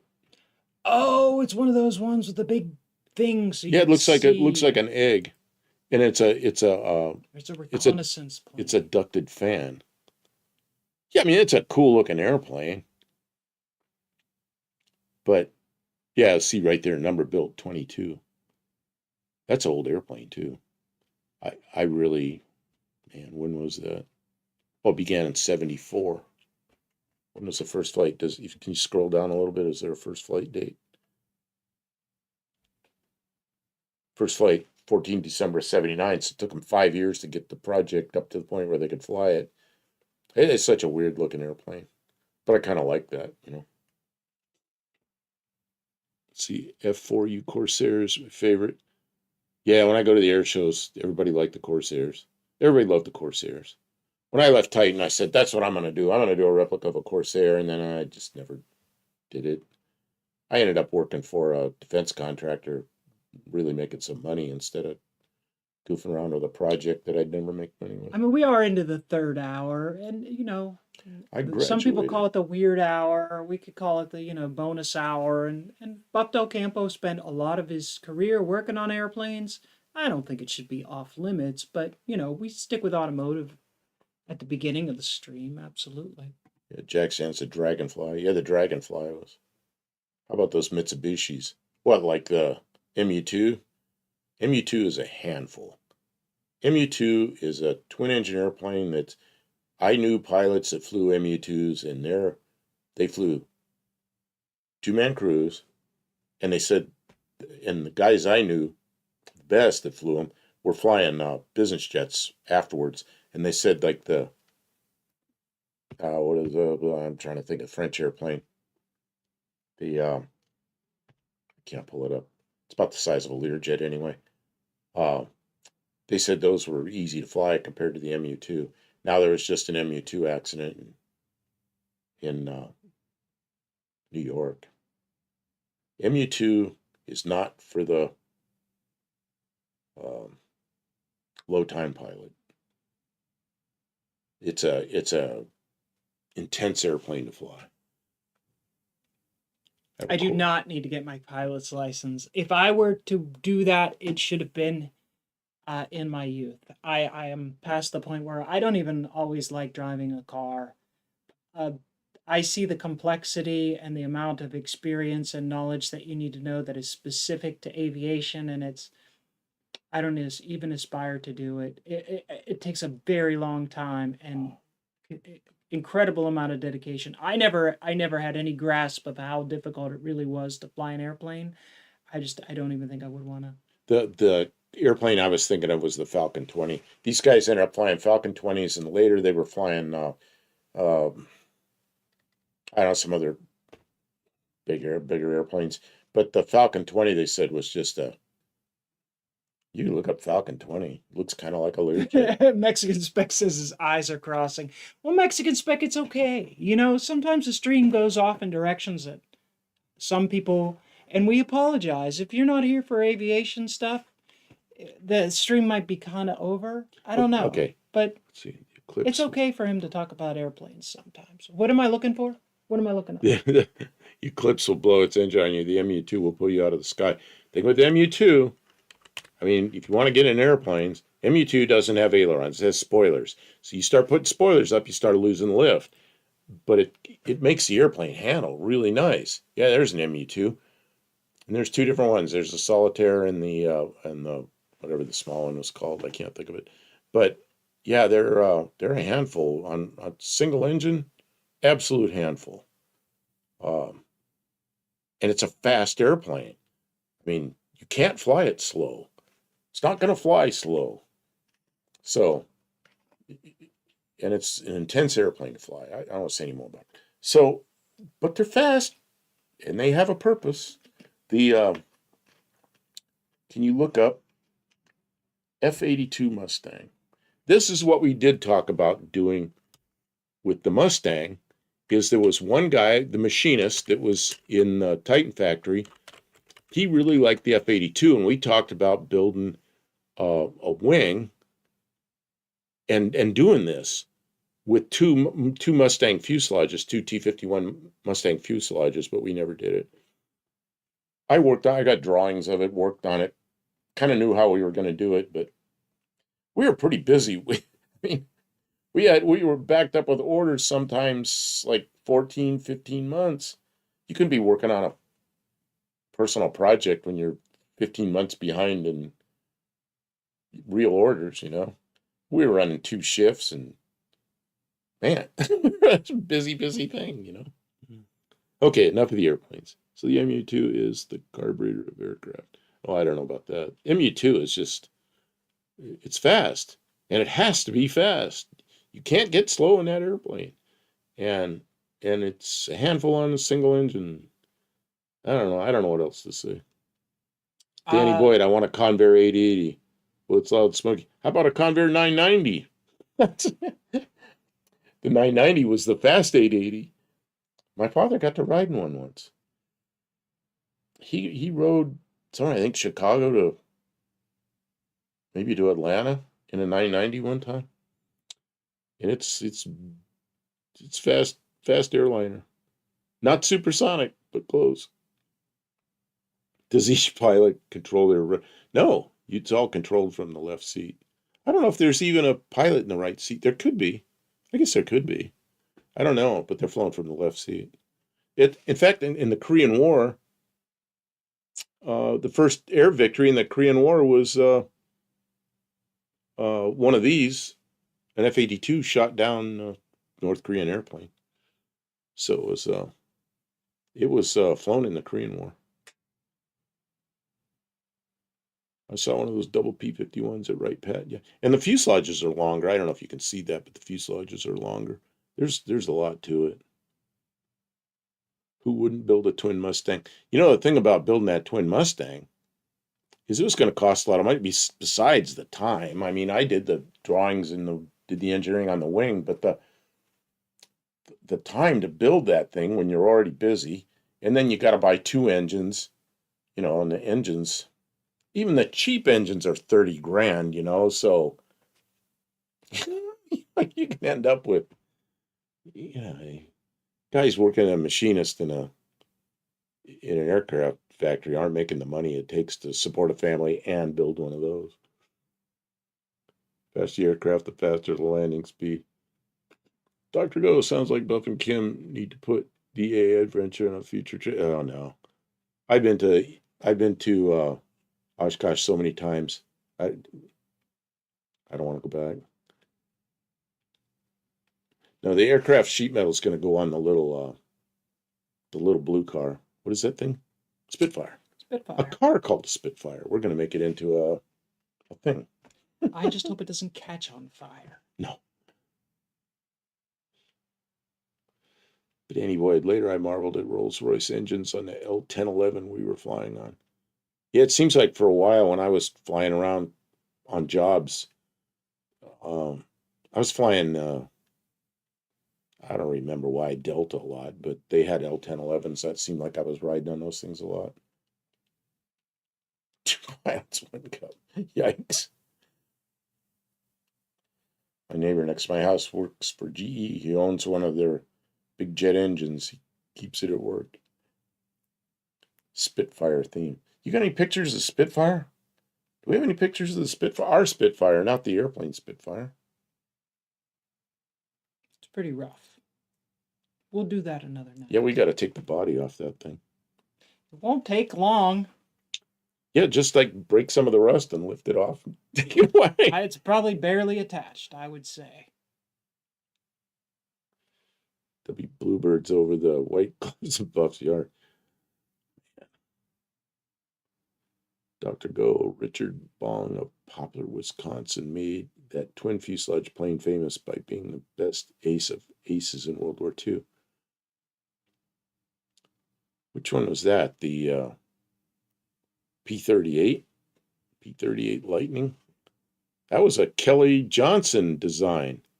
Later to design the U-2 and the SR-71. Oh, and the F-A Shooting Star. That was quite a guy.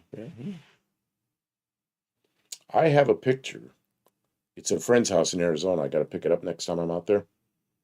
It's a picture of... jokes. Bong bong. What made that bong bong noise? Oh, I don't know. Something disconnected. What happened? You're getting tired? Oh, see, OBS Studio reconnected successful. Oh, you know, we dropped the internet, but I'll bet you they don't even see it. Did anybody get a dropout? I'm sorry. It came right back. So. It came back quickly. Kim, are you leaving?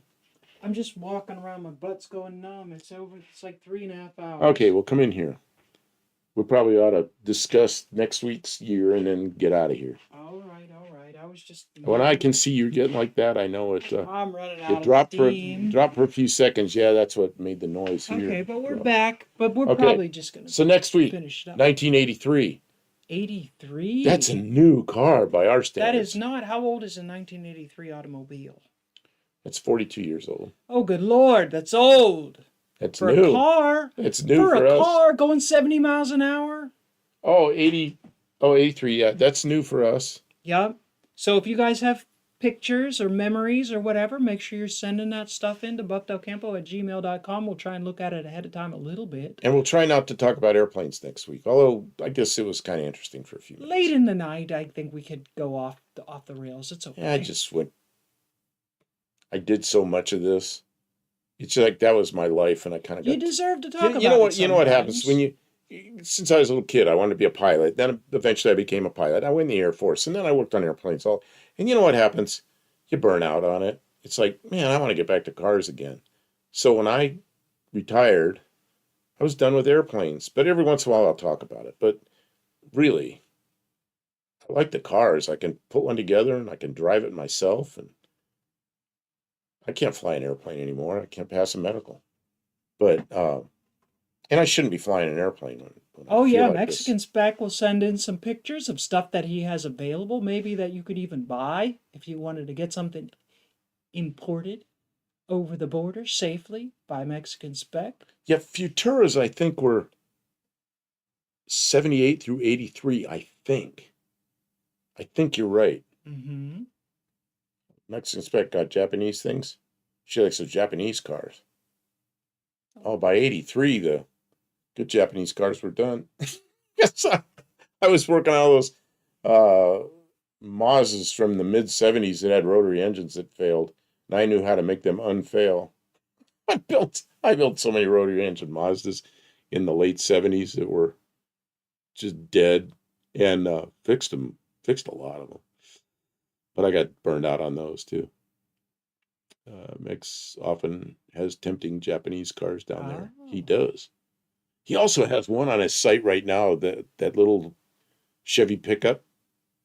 I think you call it just a Chevy pickup, but there was a name on it, maybe in other South American countries or something, or maybe in Mexico too. I don't know. So what is that little tiny pickup that I like? I like those little tiny cars. And Mexican Spec's gonna eventually, I'll probably buy a Ford Ka, which is spelled K-A, a Ford Ka from him, because you can't get them in the U.S. But yeah, that's those two cars are really cool. The Ka and the little Chevy pickup. Don't you dare buy that little thing. Oh, I'd love to have one. A Corsa pickup. It was a Corsa pickup. Okay. Yeah, he's got it. Just look on it here. Can you Mexican we already have pickups. Mexican Spec. Put up a link to your Instagram, so everybody in here can go look at your cars after we're done here, because they'll see what that little pickup is like, and they'll see all your other cars, and they'll be amazed. They'll be amazed at what you have available in Mike Mexico. N picked 1983. All right, Mike N, you better send us some pictures. Kevin Smith says the VW pickup was cool. I did like that VW pickup. I had a couple of the Rabbits, and I always did want one of those Rabbit pickup trucks. The only thing I didn't like about the Rabbit pickup was a lot of them were diesels, if not all of them. Really? I Not, don't not know. all of them. I like the little rabbit pickups. Yeah, they were cool. He's got Mexican Spec right now has a VW Bug, a Beetle, that's got a wood flatbed on it. Although I don't know how you can get at the engine so easily, but I like the car. So you can go in Dressed there like the 80s. I think all my clothes are probably from the 80s. just like the 80s. That's like jeans and t-shirt, just like today. Puffy coat, red leather with zippers, one white glove, mohawk, brightly colored mohawks. That was 80s. Okay, Okay. let's wrap it up. You wanna All wrap it right, up? we are going to wrap it up, guys. It was fun. Everybody who's still here, thanks for sticking around to the end. You get 2 points for staying to the end if you can hear the sound of my voice. And we appreciate you being here, all your comments, the pictures, everyone who sent a photo in tonight, everyone who sent an email gets 2 points because we appreciate you sending pictures to the email because it helps us have things to talk about the whole night. Did everybody get a chance? Did you show a little bit of everything that people sent? Yeah, everything except the last three. Didn't get all of Buddy The last three Carafano's stuff. Buddy Carafano sent in a school Sorry, bus and a buddy. Harley and a retractable hardtop. I don't know. We could probably show it next week or something, but we've seen those. Uh, I'm sure we've showed the retractable hardtops before. Mexican Specs got it right, except he said shorts, t-shirts, and jeans, just like today. Yep, that's what I remember. Yeah, that's true. All right. Thank you very much, everyone. We will be in the shop at least one night. We'll try and put up a notification at least a few hours ahead of time. Maybe Thursday or Friday or Saturday, something like that. We Depends usually on if we have a road trip. are in the shop. We might do a road trip to might get do a a- window. If we do a road his trip, we'll car. do something from the road. Oh, yeah. Yeah, so be on the lookout for that. And what else do I have to say at the end? Nothing else. You covered Okay. it. You're tired. Thanks, I'm everybody. going to say goodnight. We'll see you next time. And thanks Oh, for Jack watching. Stands the Center Box says I'll try a live tomorrow at 7. Oh, check that We'll out, check guys. that out. Okay. Support it up. Take care, everybody. We'll see.